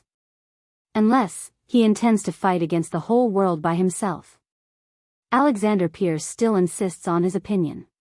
In his opinion, there is no grievance that can't be solved by compensation. If there is, it means that the compensation is not enough. The whole world? When did the three of you represent the whole world? As soon as Alexander Pierce finished speaking, Rog's voice came from the direction of the door. Looking at the sound, they saw Rog pushing open the door and coming in, and the S.H.I.E.L.D. agents lying behind him. This time, we were wrong. To express our apology, we can give you a satisfactory compensation. We are all Americans, and we all want to make this country stronger, so, I hope you can. Alexander Pierce took the lead and walked towards Rog, speaking as he walked. However, before he could finish, Rog took out the Calamity pistol. Boom! Pulling out the gun, shooting, all in one breath. Alexander Pierce's head exploded like a balloon, and bright red blood and brain fragments splashed everywhere. I am not an American, and I don't have any good feelings for this country, do you understand, Mr. Pierce? Rog killed Pierce like he was crushing an ant, then walked to the middle of the living room and sat down casually. Year 55 Macallan Riley, a piece of ice. Putting the Kusanagi sword and the disaster pistol on the table, Rog pointed to a bottle of limited edition top-grade whiskey in the wine rack and said to Ross in a tone of command. Chapter 226. For Rog's attitude at this time, Ross had an extremely strong feeling of being insulted, and a strong anger ignited in his heart. But after seeing the silver-white disaster pistol on the table, he finally stood up silently, went to the wine rack, and took out the bottle of Macallan's top whiskey. A piece of ice. After putting the whiskey with a piece of ice in front of Rog, Ross sat back on the sofa without saying a word. Rog doesn't have much interest in whiskey, but he has heard a little about this Macallan Riley 55. There are only 420 bottles released worldwide, each bottle has an independent identification number, and the cheapest bottle has sold for hundreds of thousands of dollars. With Pierce's identity, it is obviously not appropriate to have such a bottle of wine in the office. However, not many people can express their dissatisfaction. After picking up the glass and taking a sip, Rog found that he couldn't taste the difference between this limited edition top whiskey and ordinary whiskey at all. Rog, boom. The disaster pistol on the table instantly came to Rog's hand and an ordinary chakra bullet was fired. Don't disturb me when I'm drinking, understand? Roger didn't kill Nick Fury right away. Instead, he shot him in the knee of his right foot, shattering his right kneecap. Nick Fury and Ross didn't expect that Rog was still so strong at this time. Just before Rog shot, they thought that Rogue was finally willing to sit down and talk to them seriously. Nick Fury endured the severe pain from his right leg and directly pulled out the belt on his pants and tied it to his right thigh. In this room that symbolized the highest power of S.H.I.E.L.D., Pierce's body lay on the ground not far from the door. S.H.I.E.L.D.'s current director Nick Fury was sweating and blood flowed down his calf to the ground. In the silent room, Rogue was still looking for the uniqueness of this Macallan Riley 55 whiskey. Although no one gave instructions, a few minutes after Pierce lay dead, a team of heavily armed S.H.I.E.L.D. agents came to the office and pointed their guns at Rogue with a glass. "Get out. You don't need to deal with this." Nick Fury whispered in pain and waved impatiently at the team of S.H.I.E.L.D. agents. The team of S.H.I.E.L.D. agents left the office in confusion, but they didn't go far, they stayed in the aisle outside the office. As long as Nick Fury gave the order, they could rush in and launch a fierce attack at any time. Rogue ignored the S.H.I.E.L.D. agents and drank the whiskey that was more expensive than gold in the glass. He put down the glass in his hand and slowly said, "I know you still have a trump card, and I know you are waiting for her to come back." After a few seconds of silence, Nick Fury replied, "Yes, so I think we may not have to go to the point of life and death." Ha ha ha ha ha. Nick Fury, you haven't performed a frontline mission for a long time, have you? At this time, you still have such naive ideas. I begin to wonder how you became the director of S.H.I.E.L.D. Rogue opened his hands and leaned back while lifting his feet on the table. The catastrophe pistol in his right hand spun in a circle flexibly. "What's her name, Cockroach?" "No, not Cockroach. Kaka. I remember, her name is Carol Danvers." After hearing Rogue say Captain Marvel's name, Nick Fury's face finally changed. "Don't make a fuss over nothing. I know a lot more than you do. For example, the guy lying on the ground, I know he recommended you to become the director of S.H.I.E.L.D. You saved him during the mission, and your personal relationship is also very good. However, you must not know that he is actually a member of Hydra.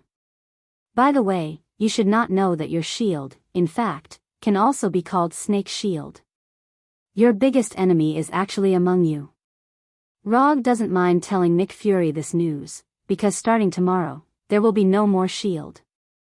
When an organization is about to perish, they are qualified to know the truth. Impossible, it's absolutely impossible. Nick Fury directly denied Rogue's statement. He would never believe that there would be a member of Hydra in S.H.I.E.L.D. Whether you believe it or not, it's your business. The reason why I'm telling you this is because I don't want to be too bored while waiting for your reinforcements. As soon as Rogue finished speaking, a person with a rainbow-like brilliance fell from the sky like a meteor, directly smashing the tempered glass and flying into the office. Long blonde hair, a red and blue uniform, and an octagonal star-shaped logo on his chest. Nick Fury's last card, Captain Marvel Carol Danvers, finally appeared. "Fury, what's wrong with you?" Captain Marvel Carol immediately rushed back from the distant outer space after receiving a distress signal from Nick Fury. Although she didn't know what had happened, she vaguely guessed something after seeing Rogue with a disaster pistol in his hand and an arrogant attitude. Especially after seeing Nick Fury's right leg that was still bleeding, her ugly face instantly became incomparably serious. "Are you the one who injured Nick Fury?" Captain Marvel asked sternly, and the brilliant light on his body showed no signs of dissipating. "Yes. Let me introduce myself, my name is Rogue, I'm a ninja." Rogue stood up, and the light blue chakra coat instantly covered his body. "Why did you do this?" Captain Marvel continued to ask, and the light on his body became more and more dazzling. "Why? It's very simple, to make him feel pain, and at the same time, to anger you." Without any warning, Rogue pulled the trigger again, and the chakra bullet instantly came to Nick Fury. Bang! The chakra bullet pierced through Nick Fury's left knee without any suspense, completely taking away Nick Fury's mobility. Captain Marvel Carol never thought that this ninja who claimed to be Rogue would actually make a move, and in front of her. With just a glance at Nick Fury's left leg, Captain Marvel knew that his injury wasn't fatal. It's just that his leg shouldn't be able to recover. At this moment, Captain Marvel Carol finally understood what Rogue meant when he said that he had angered her. "Since you want to die, I'll fulfill your wish. Captain Marvel Carol suddenly swung her right fist, and a gorgeous energy shockwave followed her fist and attacked Rog like lightning. Lightning release, Chidori sharp spear. Captain Marvel wasn't the only one who could generate energy. Rog also could. Chapter 227. The gorgeous photon energy from Captain Marvel's right fist collided with Rog's left hand's Chidori Iguchi. The collision of two completely different types of energy produced a blazing light, and electric sizzling sounds could be heard. In terms of energy properties, Chidori Iguchi's lightning energy was far inferior to Captain Marvel's photon energy. But Chidori Iguchi was a ninjutsu move carefully developed by Rog. In terms of control, it was far superior to Captain Marvel's photon energy.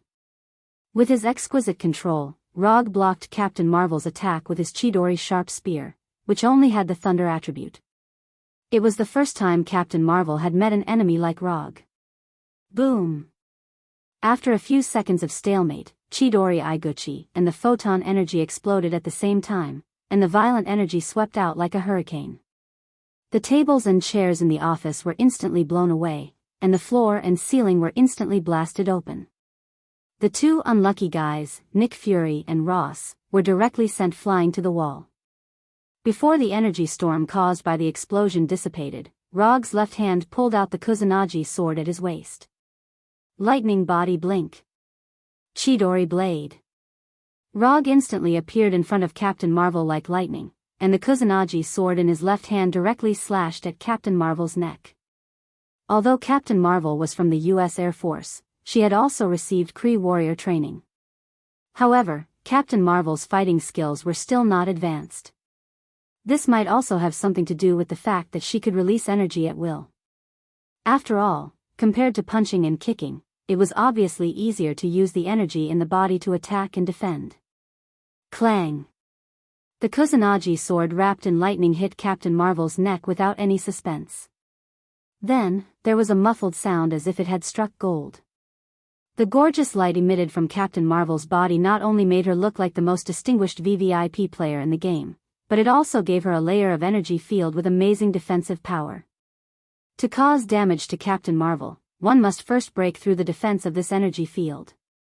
Chidori blade didn't cause any damage to Captain Marvel, but it triggered Captain Marvel's second wave of attack.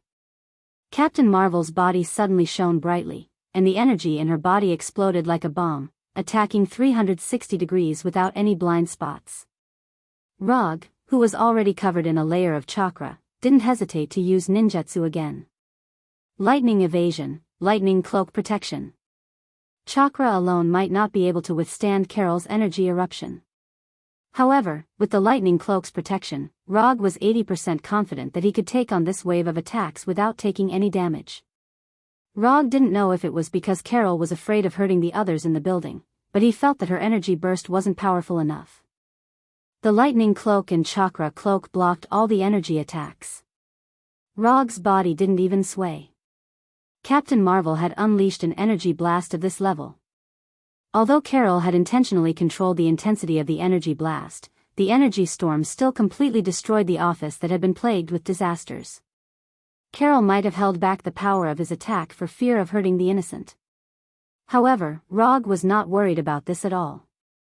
To him, everyone in the Senku Wing building was basically his enemy. Therefore, as soon as Carlo's counterattack ended, he raised the Calamity pistol in his hand and aimed it at Carlo's head. Against an enemy of Captain Marvel's level, normal shots and fatal shots were meaningless. Spiral railgun. Rog decisively pulled the trigger, and the fist-sized spiral railgun instantly appeared in front of Carol. Although Carol had never seen the power of the spiral railgun, her body instinctively warned her of danger. I can't let this energy ball explode here.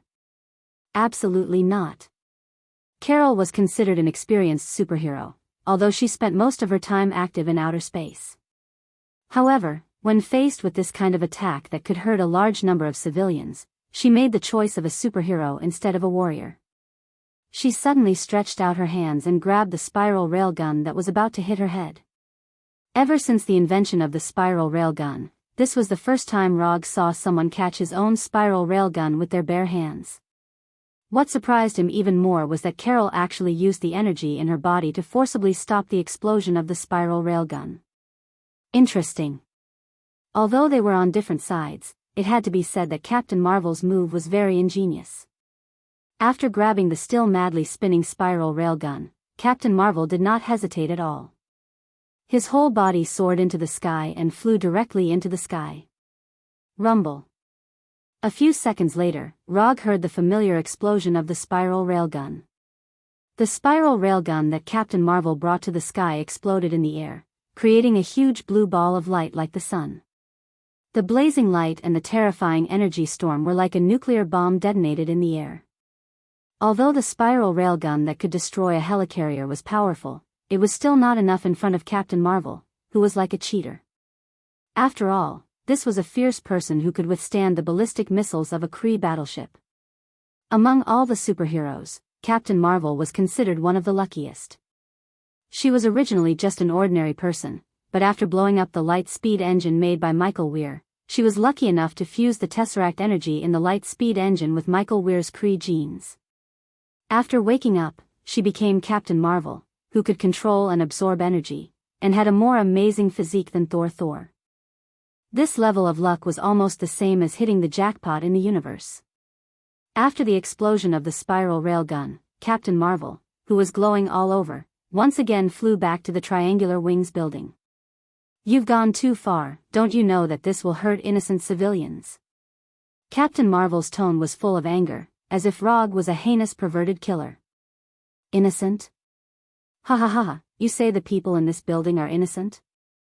What right do you have to say that they are innocent? Do you know how many civilians die because of S.H.I.E.L.D. every year? Do you know how many lives S.H.I.E.L.D. has destroyed for the so-called world peace? You don't know anything. How can a superhero like you care about the life and death of ordinary people? In your eyes, what you think is justice. Innocent?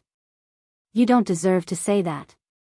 Rog became more and more disgusted with this so-called American justice. You don't defend justice, it's just justice that suits your interests. You always feel that you have an obligation to protect the common people, you always feel that you have a responsibility to uphold justice. Why, just because both of you like to wear tight clothes, just because your hair is curly, just because your skin is whiter. Justice, F***ck your justice. Captain Marvel was not satisfied with Rog's answer. However, Rog did not need her to be satisfied.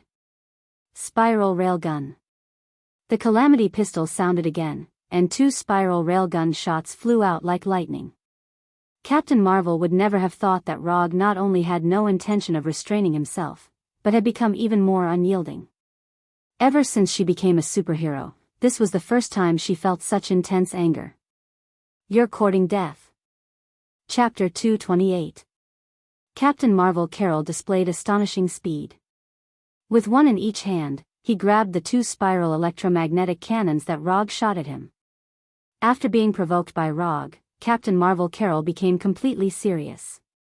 She had thought that Rog was just a slightly extreme Esper, but it turned out that Rog was much more extreme than she had imagined. If she allowed the 2 electromagnetic cannons to explode, she might not be fatally injured, but no one else in the building would be able to leave alive. The strong killing intent made her do something she would never have done in the past. Carol's hands, which were wrapped in energy, suddenly exerted force, and the powerful electromagnetic cannons were crushed by her. Asterisk rumble. Asterisk a terrifying energy storm surged out of her hands. The moment the electromagnetic cannons exploded, Carol's hands also surged with energy that was far more powerful than before. The energy of the explosion was firmly wrapped around her hands. In order to suppress the explosive power of the electromagnetic cannons, Carol pushed the energy in her body to the limit. The brilliant light made her emit a blazing light like a supernova explosion. Asterisk ah. Asterisk Carol, who had seen the power of the electromagnetic cannons, knew very well that it was impossible to suppress the explosive power of the electromagnetic cannons with her own energy. Moreover, it was 2 electromagnetic cannons that had exploded. She definitely could not suppress it, but once she gave up, the 2 spiral electromagnetic cannons would completely destroy the building like a nuclear bomb. Even the river and forest next to the building would be completely destroyed by the explosion. Absolutely, absolutely, absolutely control the power of the explosion. Carol had never thought that she would be forced into such a passive position one day. However, she still had no intention of letting the electromagnetic cannons explode. Since she couldn't suppress it, she would absorb it. The Tesseract didn't just give her control over energy. All of this happened in a flash. Carol used her own energy to suppress the explosion of the electromagnetic cannons while crazily absorbing the energy of the explosion. She wanted to control the power of the explosion within a controllable range. However, Rog wouldn't give her such a chance. Rog didn't have the habit of watching his enemies neutralize his attacks. Extraordinary Strength Fist. While Carol was suppressing and absorbing the energy from the electromagnetic gun, Rog flashed in front of her. His right fist wrapped in chakra viciously punched Carol's energy field. Bang! Carol, who was absorbing the energy, was sent flying by Rog's punch. Although the monstrous strength fist couldn't break through Carol's defensive energy field, it was enough to send her flying. Carlo did not dare to let go, nor did he dare to fight back. This was because the moment she let go, the explosive energy that she had suppressed in her hands would spread out like a hurricane. As soon as Carol managed to maintain her flying posture, Logue appeared in front of her again with his super lightweight rock technique. His monstrous strength fists landed on her body one after another. To be precise, it was her defensive energy field. Bang! Bang! Bang! One strike after another sounded like war drums, and the dull sound constantly stimulated the SHIELD agents in the Sanku E building. Most of the SHIELD agents didn't know what was going on now. The only thing they could be sure of now was that the office on the top floor had been invaded, and there was a terrifying explosion over the building. In addition, all they could see was the picture of Rog beating Captain Marvel in the air. They recognized Rog, but they had no idea who the woman who was being beaten and glowing was. What's even more ironic is that Rog still symbolizes justice in their hearts. Although there are many people involved in the Conquest of Naruto plan, not every SHIELD agent knows about the existence of this plan. Except for those who participated in the operation, most of the SHIELD agents didn't know that the relationship between Rog and SHIELD had become so bad that it was irreconcilable. Although Rog never felt that he was a superhero, in the eyes of others, he was a superhero. Just as these SHIELD agents who didn't know the truth were considering whether to help Rog, Nick Fury's voice sounded on the public channel. The fourth Hokage is a traitor, I repeat, the fourth Hokage is a traitor. All fighters in the base take off, don't worry about the collateral damage, kill the fourth Hokage with all your might. After being rescued from the ruins of the office by the SHIELD agents who rushed over, Nick Fury immediately issued the latest order. Now he was too lazy to think about how to explain that Rog was a traitor. He only knew that if he didn't deal with Rog today, then SHIELD would really have no tomorrow. When it's time to be decisive, Nick Fury can be more decisive than anyone else. Although Nick Fury's order came suddenly, the SHIELD agents still carried out the order for the first time. The hangar doors in the river opened one by one, and the Quinjets in the hangar took off one by one. Rog saw this scene, but he didn't stop beating Captain Marvel. The Quinjets couldn't pose a threat, so they took off. But the opportunity to beat Captain Marvel so happily was really gone if he missed it. In the beginning, he just beat Captain Marvel with his monster punch. Then, his fist became a Rasengan. Finally, the Rasengan became the Odama Rasengan.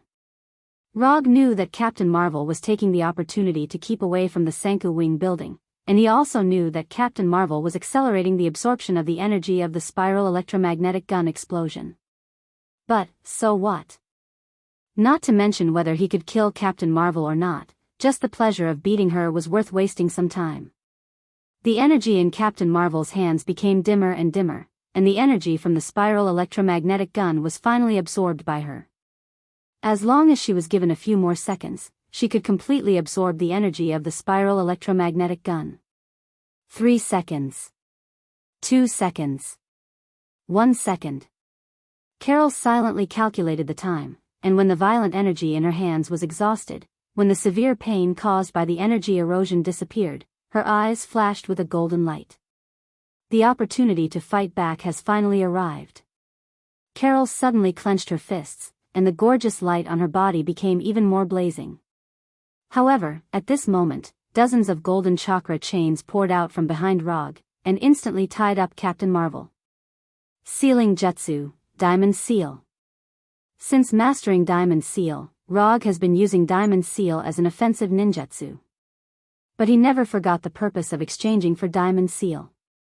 Sealing is the real power of Diamond Seal. Chapter 229. How strong is the sealing ability of the Vajra Seal? Rog had never personally experienced it, so he wasn't very clear about the limits of this sealing technique. However, Uzumaki Shiniguna, who had just given birth, was able to use the Vajra Seal to subdue Kyuubi's chakra when she was extremely weak. If a pregnant woman who had just given birth could do this, then the Vajra Seal performed by Rog at his peak wouldn't be any worse. Except for her head, Captain Marvel Carol's entire body was tightly bound by chakra chains. She looked like a mummy wrapped in chakra chains as she floated in the air. The moment she was bound by chakra chains, Carol noticed that something was wrong. But it was too late. No matter how she urged the energy in her body, the chakra chains on her body didn't show any signs of loosening. Rog didn't take Carol's resistance to heart at all. The Vajra Seal that even Kyuubi couldn't break free from wouldn't be so easily destroyed. What's more, the amount of chakra he had now far exceeded that of Uzumaki Shiniguna. He didn't have the physique of Uzumaki, but he had the physique of Hashirama Sennin, which was stronger than Uzumaki's physique. The previous beating was purely to vent the displeasure in his heart. The moment he saw Captain Marvel, he was ready to use the Vajra Seal as his trump card. Sure enough, after his violent beating just now, Captain Marvel Carol didn't notice anything wrong at all and even tried to fight him head-on. You don't have a chance. As soon as his voice fell, Rog raised the Calamity pistol and pressed the muzzle against Carol's forehead. Among all the enemies I've encountered so far, you have the strongest defense. Even Warner Protoss's Sea God didn't dare to take my electromagnetic pulse gun with his bare hands, but you are very brave to take two of them at once. But unfortunately, your brain isn't very good. Shield's Quinjet will take off one after another. According to common sense, Rog has no need to talk so much nonsense with Carol. But for some reason, after seeing Carlo's righteous face, he felt an indescribable sense of disgust. Even now, do you still think that you're the righteous one? Even if you beat me, you will not be recognized by the people. They will see your true colors. You will never be a true hero. Marvel Captain Carol said righteously. Ha ha ha ha ha. You Americans are really interesting. Become a hero? Do you think everyone wants to be a superhero under your values? Have you filmed too many Hollywood movies? Do you really think that the United States is the only country in the world? Rog said with a laugh. Although he had lived here for several years, sometimes he really couldn't understand what these Americans were thinking. According to your usual movie routine, should be as arrogant as possible now, and then your brave American soldiers or American heroes will arrive in time to catch me, the evil villain. You will finally get a perfect victory, and the United States will save the world again. Although Rog said this, everyone could see that his words were full of sarcasm. Carol didn't reply and even wanted to turn her head to the other side. However, Rog's right hand suddenly exerted force, and with the muzzle against her forehead, she didn't achieve her little wish of turning her head. Reality is not a movie. The villain dies because of talking too much only appears in movies. So, goodbye. As soon as his voice fell, Rog pulled the trigger and fired the last spiral electromagnetic gun bullet in the magazine. The spiral electromagnetic gun bullet fired at this distance. Even if he invented this ninjutsu and made the bullet himself, he would still be affected by the power of the explosion. But what does it matter? If you want to be a villain, you have to be a crazy villain. Rumble. The huge silver-white ball of light exploded, and the rapidly expanding silver-white ball of light not only swallowed his and Carol's figures, but also swallowed the Quinjets flying towards him. The terrifying energy storm swept everything around it like a level 13 hurricane.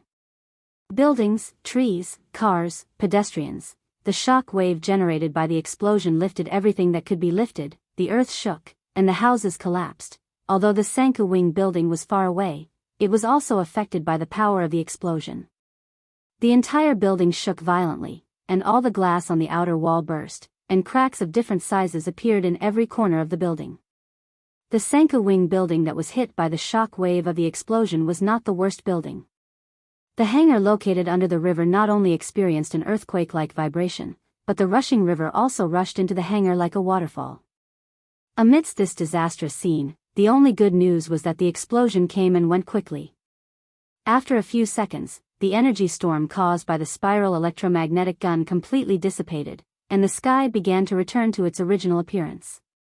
At this time, except for Rog and Carol, who were still floating in the air, there were no other fighters in the sky as far as the eye could see. All the Quinjets crashed. Carol, who was originally exuding a brilliant light, tilted her head weakly at this time.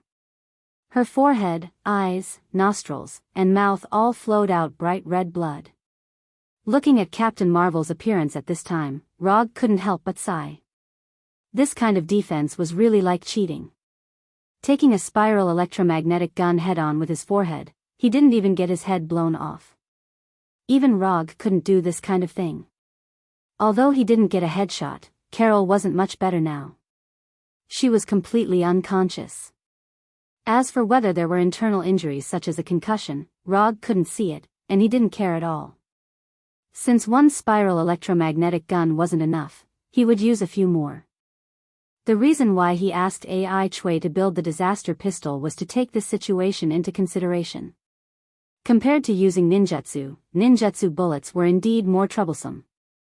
However, ninjutsu bullets also had an advantage that couldn't be ignored, and that was that they could be prepared in advance. After opening the magazine of the Calamity pistol, Rog stuffed the last 3 spiral electromagnetic gun bullets he had prepared into it. When he left Niederweiler, he put 9 spiral electromagnetic gun bullets and a lot of other ninjutsu bullets in his ammo bag. He didn't expect that not long after returning to Earth, he would use more than half of the spiral electromagnetic gun bullets. After reloading the remaining 3 electromagnetic pulse cannon bullets, he aimed the gun at Captain Marvel Carol again. It seems that this time, the evil villain, won. Rog pulled the trigger again, and the silver-white ball of light that just ended flashed again, like a silver-white sun hanging high in the sky. Chapter 230. The terrifying energy storm swept around again, and the Sanka Wing building and the hangar at the bottom of the river were once again hit by a natural disaster. When the silver-white light dissipated, Captain Marvel's head completely disappeared in front of Rog. Without the protection of the energy field, Carol is just a superpower with an amazing physique. However, no matter how strong her physique is, she can't resist the head-on attack of the spiral electromagnetic gun. Finally, it's over. There is no life in Captain Marvel's body, and there is no energy reaction. Right now, she was just a headless corpse. If it weren't for the chakra chain protecting her body would have disappeared in the terrifying explosion of the spiral electromagnetic gun. Putting away the disaster pistol with 2 spiral electromagnetic gun bullets left, Rog took out the summon scroll he carried with him and threw Captain Marvel's body into it. Don't think that you can be free when you die. An enemy of Captain Marvel's level, even if it's a corpse, has extremely high value. For example, Captain Marvel's Edo Tensei. Of course, Rog will definitely not give her the Edo Tensei now. The Edo Tensei scroll is worth 100 ninja coins, and it costs 500 ninja coins to exchange for the Edo Tensei ninjutsu. Although Captain Marvel still has some value, it's not to the point where she needs to be reincarnated now. After throwing Captain Marvel's body into the summon scroll, Rog flew towards the crumbling Sanka Wing building. By now, it's almost time to end this battle.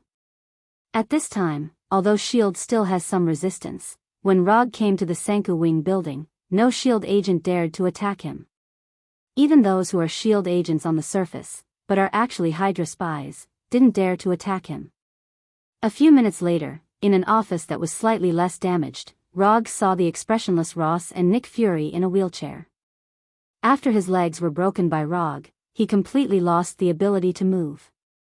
Because of Rog's request, he, who was lying in the operating room receiving emergency treatment, came here in a wheelchair to discuss the final armistice agreement. Although it was said to be a discussion, it was actually Rog's unilateral notification.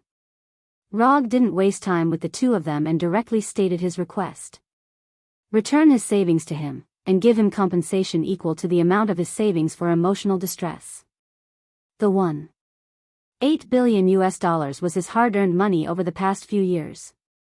No matter what, he had to get the money back.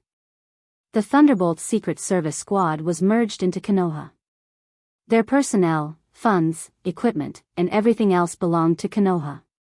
In return, he would not kill the Thunder's Secret Service team, nor would he visit Ross and the military bigwigs behind him. All the damage caused by this battle will be borne by S.H.I.E.L.D. S.H.I.E.L.D. will be disbanded on the surface, and then all personnel, equipment, and other materials will belong to Konoha, just like the Thunder agents. As for how S.H.I.E.L.D. will deal with these aftermath matters, that is S.H.I.E.L.D.'s own business.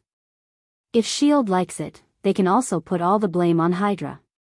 After the disbandment of S.H.I.E.L.D., the military bosses behind Ross and S.H.I.E.L.D.'s political resources jointly proposed to the White House to establish Konoha Intelligence Agency to replace S.H.I.E.L.D., and recommended Rog as the director. Rog's 4 conditions were more stringent than the previous one.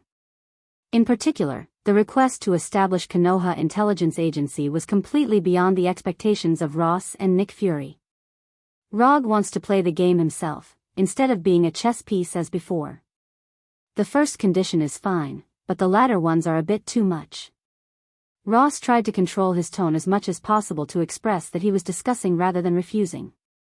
Let me correct your thoughts, this is not a discussion with you, this is a notice. If you want a truce, this is the content of the truce agreement. If you still want to fight, I will accompany you at any time. Rog was too lazy to argue with them. Anyway, these 4 points were his requirements. If they agree, then everything will be fine.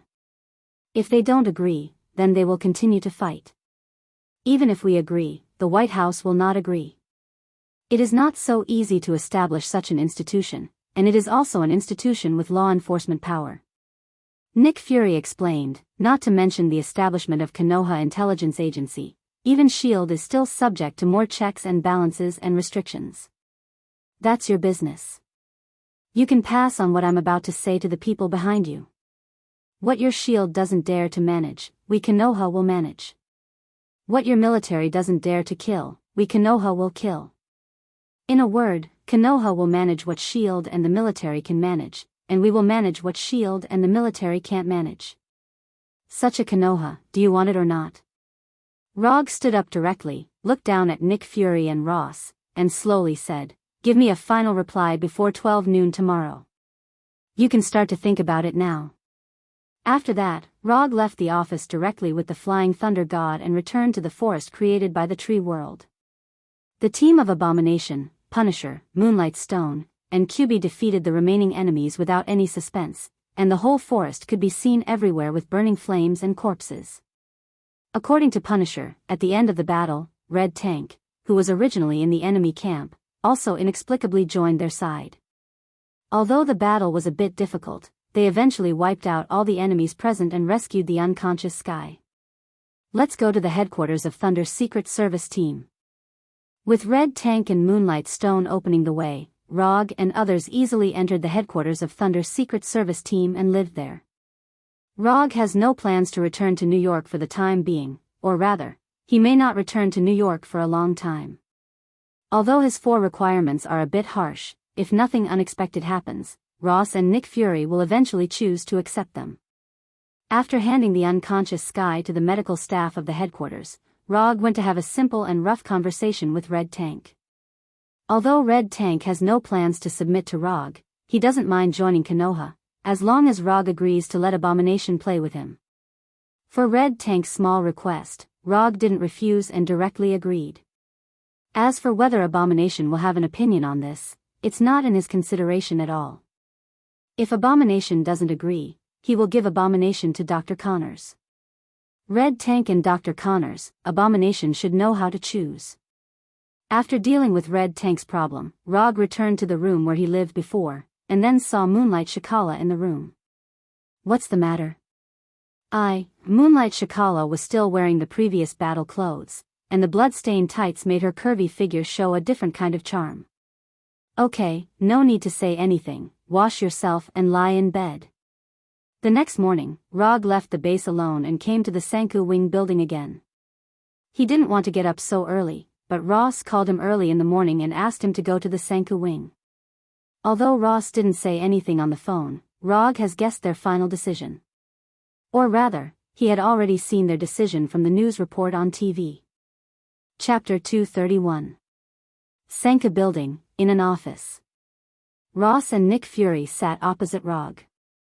In front of Rog, there was a bottle of Macallan Riley 55 whiskey that originally belonged to Alexander Pierce. The big screen on the wall was broadcasting the news about the fall of the helicarrier.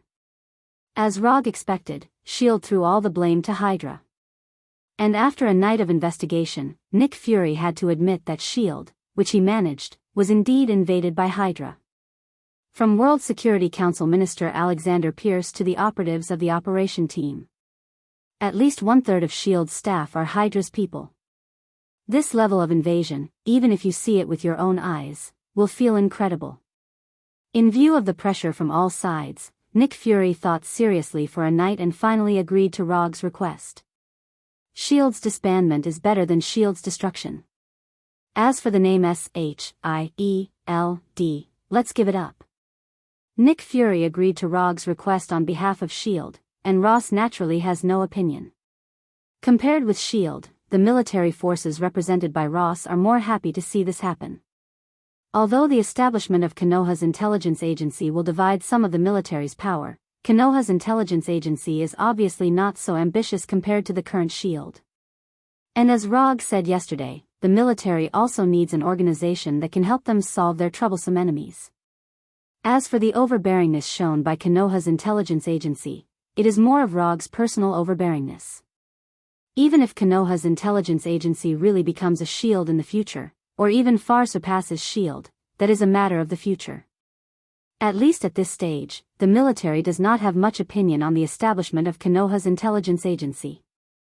The most important thing is that even if they have opinions now, they can't come up with the high-level combat power to fight against Rog. The military's people don't have as many tricks as S.H.I.E.L.D., and the huge gap in strength is enough for them to make wise choices. In the following time, Rog and the other two discussed the specific affairs of the Konoha Intelligence Agency, and then Rog left the Sanka building. Rog was not in the mood to care about the procedures. He only wanted to know the results. Time flew by, and 3 months passed in the blink of an eye. S.H.I.E.L.D. officially announced its disbandment 3 months ago. The reason for disbanding was to take full responsibility for the fall of the helicarrier and the invasion of Hydra. The Thunder Agents team was also disbanded. The reason for the disbandment was that they lost 3 members to assist S.H.I.E.L.D. in stopping Hydra's evil plan, so the team was forced to disband. As for the remaining 2 members, Red Tank and Moonlight Stone, they joined Konoha's intelligence bureau led by Yondaime Rog. The establishment of the Konoha Intelligence Agency is the most sensational news in the last 3 months. With the establishment of the Konoha Intelligence Agency, the official explanation for Rog's death was also given. In order to disintegrate the evil organization Hydra, Yondaime Rog faked his death and sneaked into Hydra, and in the helicarrier incident in Washington, he stopped Hydra's plan to attack the White House and the Pentagon with helicarrier. For this reason, Rog received the highest medal of honor awarded by the current president. Of course, Rog himself did not appear at the scene, and he only arranged a shadow clone to go there.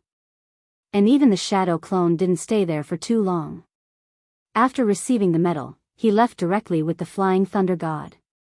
Although the establishment of the Konoha Intelligence Agency has received official support, the support of the public is also not bad. But there are still many media and MPs who have raised objections. Especially when Konoha began to wipe out the other branches of Hydra, the opposition reached its peak directly. Although the Hydra led by Alexander Pierce was eliminated, other Hydra branches were not damaged much. Those opposition voices are basically smoke bombs made by these Hydra branches. In this regard, Rog let everyone in the world see what it means to be domineering and strong. All suspected Hydra members were arrested, and those who resisted were killed on the spot. As for what the criteria for suspicion is, the final interpretation belongs to the Konoha Intelligence Agency. For the first time, the United States, which advocates freedom and democracy, saw what it means to be domineering and arrogant. In the beginning, some people tried to stop the Konoha Intelligence Agency with public opinion and the so-called public opinion. But after Konoha's action team performed several missions, everything quieted down, at least on the surface. With S.H.I.E.L.D.'s intelligence network and technical support, military equipment, plus Konoha's enhanced warriors, Konoha's action team armed to the teeth was born.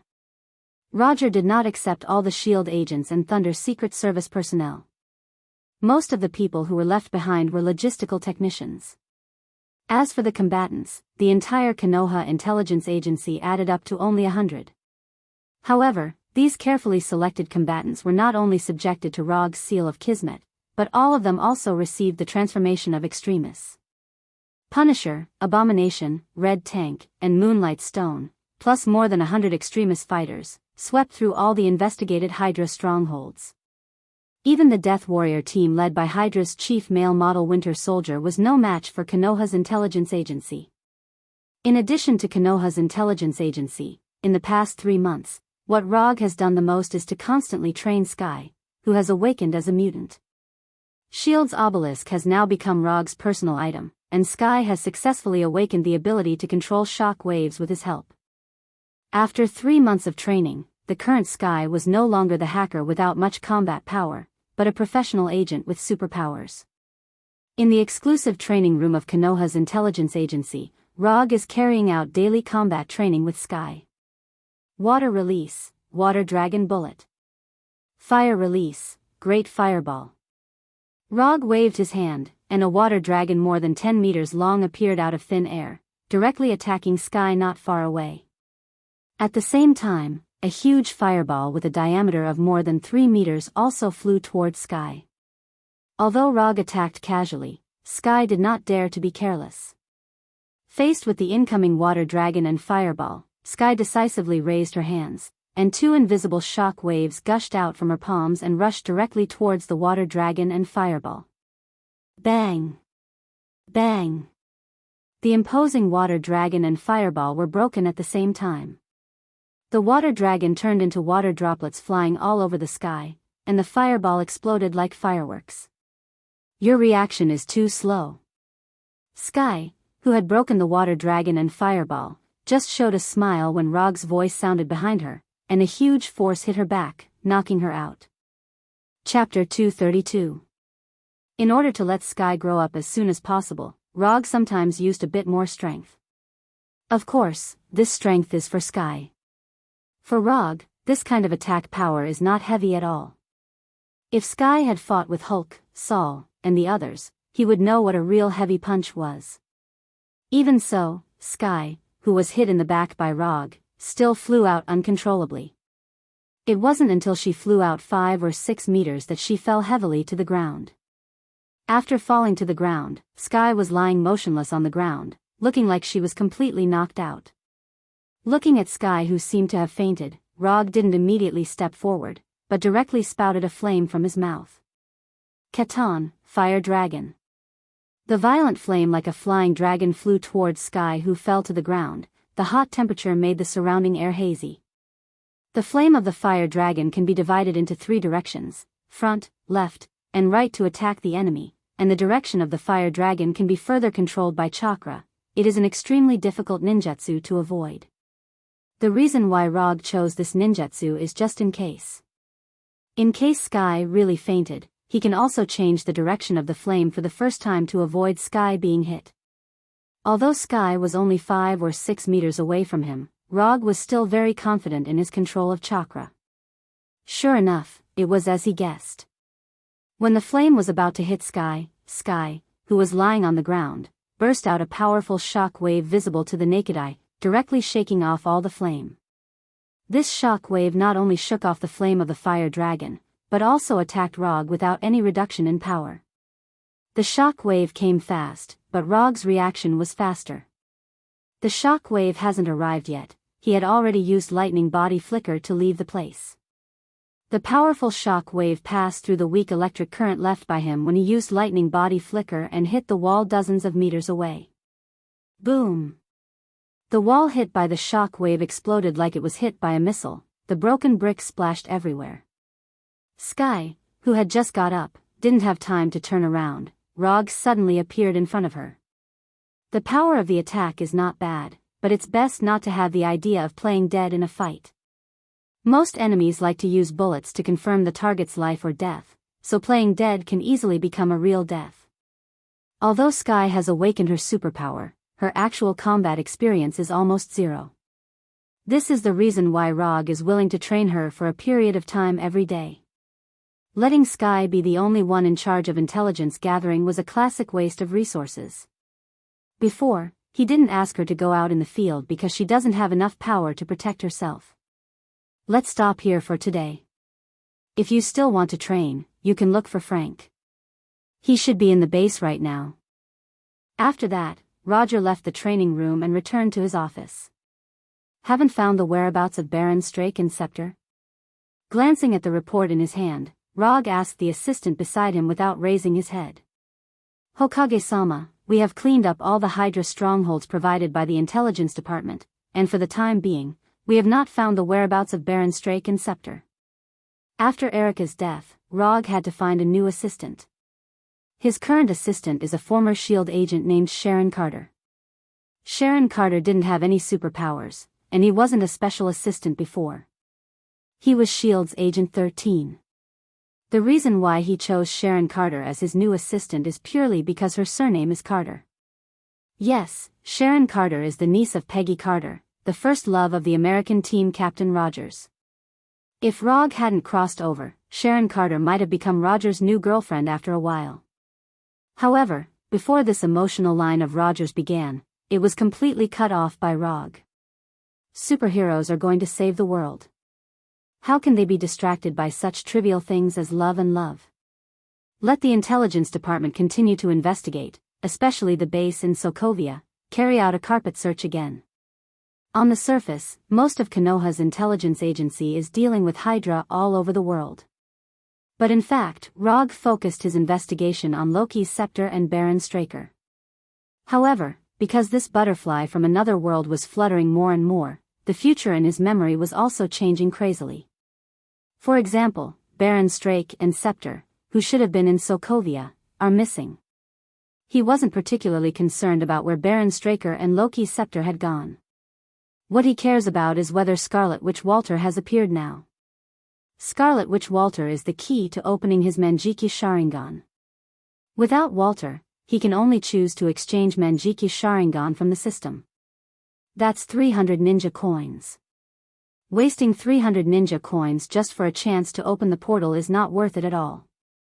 So he will never choose to exchange from the system until the last moment. Walter is his first choice. Sir, why don't we communicate with the Avengers led by Mr. Stark? In recent months, they have also wiped out a lot of Hydra bases, and Baron Strake and Scepter may have fallen into their hands. Sharon gave her suggestion. Although S.H.I.E.L.D. was disbanded, Nick Fury somehow convinced Tawny, and then with the help of Tawny's funds, he incorporated a large number of S.H.I.E.L.D. members who were dismissed by Rog. Now, Tawny's Stark building in New York has become the headquarters of the Avengers, and Tawny has also become the nominal leader of the Avengers. In terms of personal friendship, Rog and Tawny still maintain a friend relationship. But Konoha's intelligence agency and the Avengers led by them have become two opposing organizations to some extent. Team America's Rogers, Dr. Banner, Black Widow Natasha, and Hawkeye chose to be reunited. Thor chose to be neutral and belongs to the shared staff of Konoha and the Avengers. I'll think about it, you go out first. Since the establishment of Konoha's intelligence agency, the contact between Rog and Tawny has become less and less. Is Loki's scepter really in Tawny's hands? Just as Rog was wondering whether to call Tawny to ask, in the laboratory on the top floor of the Stark building, Tawny was constantly tempting Dr. Banner. I want to use this power on the Ultron program, but JRVIS can't download such a dense data schematic. The next time the aliens invade, they won't even be able to break through the defense line. I don't want to hear nonsense like, who is right and who is wrong. What I see is a safe world under armor defense. Tawny gave full play to his language talent and continued to persuade Dr. Banner. This fragile blue planet needs Ultron. This will be the peace of our era. Think about it. Looking at Tawny's slightly lonely back, Dr. Banner began to move. A world where he can drink cocktails, lie on a sunny beach, and turn his skin color bronze instead of green. A world where he doesn't need Hulk, a world where he doesn't need to think about Veronica.